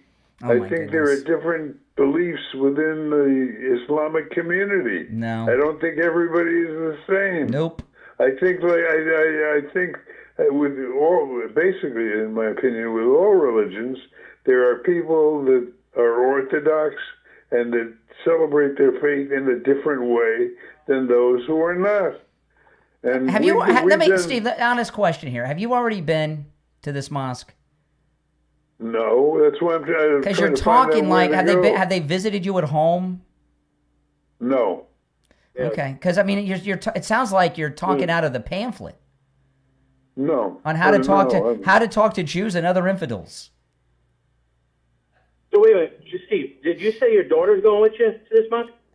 No, not my daughter. An unknown friend. Oh, okay. That he won't identify. An unknown friend. I'd say because if your daughter was going, she'd have to cover up everywhere, because they get the burqas control out themselves and they oppress women. Get the burqa. Yeah. Oh, yeah. The great on women's rights. Hold on. The rules you're talking about, which are accurate for some Muslims, my goodness, covering the face and all that. You understand that it's not that there are Islamic women that do not do that. You understand that, right? Not in the mosque. And a mosque is a requirement. And a lot of what you're seeing, Steve, is how they're trying to convert. Like they go around like that in this country they're trying to mainstream this oppressive religion. So there's a lot of things that you're seeing that aren't really. Iran, the Islamic Republic of Iran, that's how it is. Everything else you're seeing is a cover. What do you remember about Wally Ferris? We've done a lot of shows with him. We've done special events. No, but not about the religion. He's a policy expert on terrorism. He's an expert on terrorism. Yes. Did Waleed reach out to you? I haven't talked to him in years. I haven't talked to him in years, but he didn't reach out to me. Okay. But I'm glad you remember him. But do you think he was behind the 9/11 attacks? I don't even know if he was Muslim. He could have been an ex-Muslim. Yeah, the Arab American Anti-Defamation League. You don't know if he's Muslim? No. He wasn't with CARE. He was. I can't remember the name of the organization. He was the spokesperson. No. That was not him. That was somebody else. You got your Muslims confused.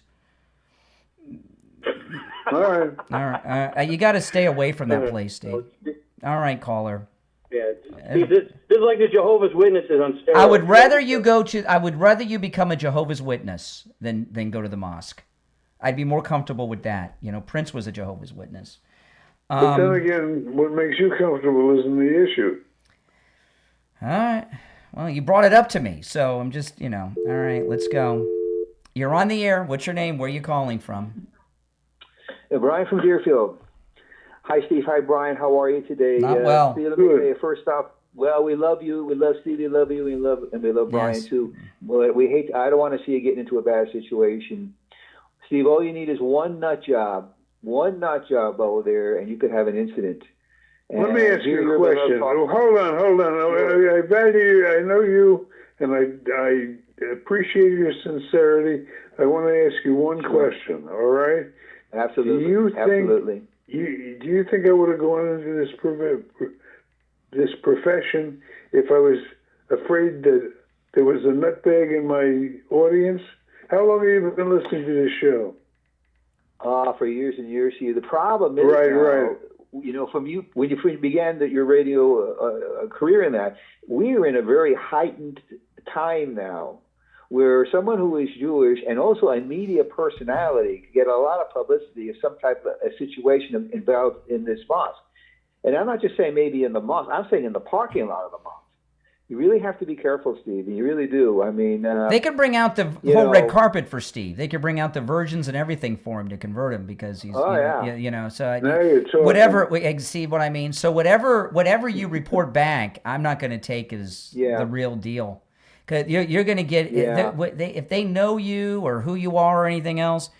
Why is it so hard for you guys to get it into your head that everybody's not the same? I'm going to write this off to. It only takes one.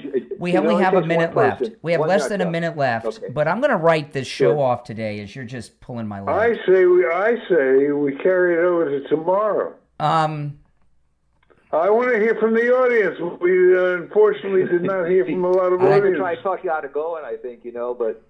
Yeah, I don't care. I let them call, and I want to get their impression. You've gotten it. You've gotten it. You've gotten it. Well, Steve, they're ready. They want to go after the first family. I've never heard of this before in my life. Mm-hmm. They could go after a personality on the radio. We're being colonized by Muslims. Ahmed in Michigan. Yes. Minnesota's fallen. I got a daughter who lives in England. Do you think you're going to tell me that? Okay, all right. Well, listen, we're out of time. We're out of time. Okay. But we'll be back tomorrow. You grew up in New York. Look at New York. Yeah, exactly. All right. Absolutely. It's the Steve Kane Show. I'm Brian. Steve Kane, of course, has been here. We'll see you tomorrow morning at 6 a.m.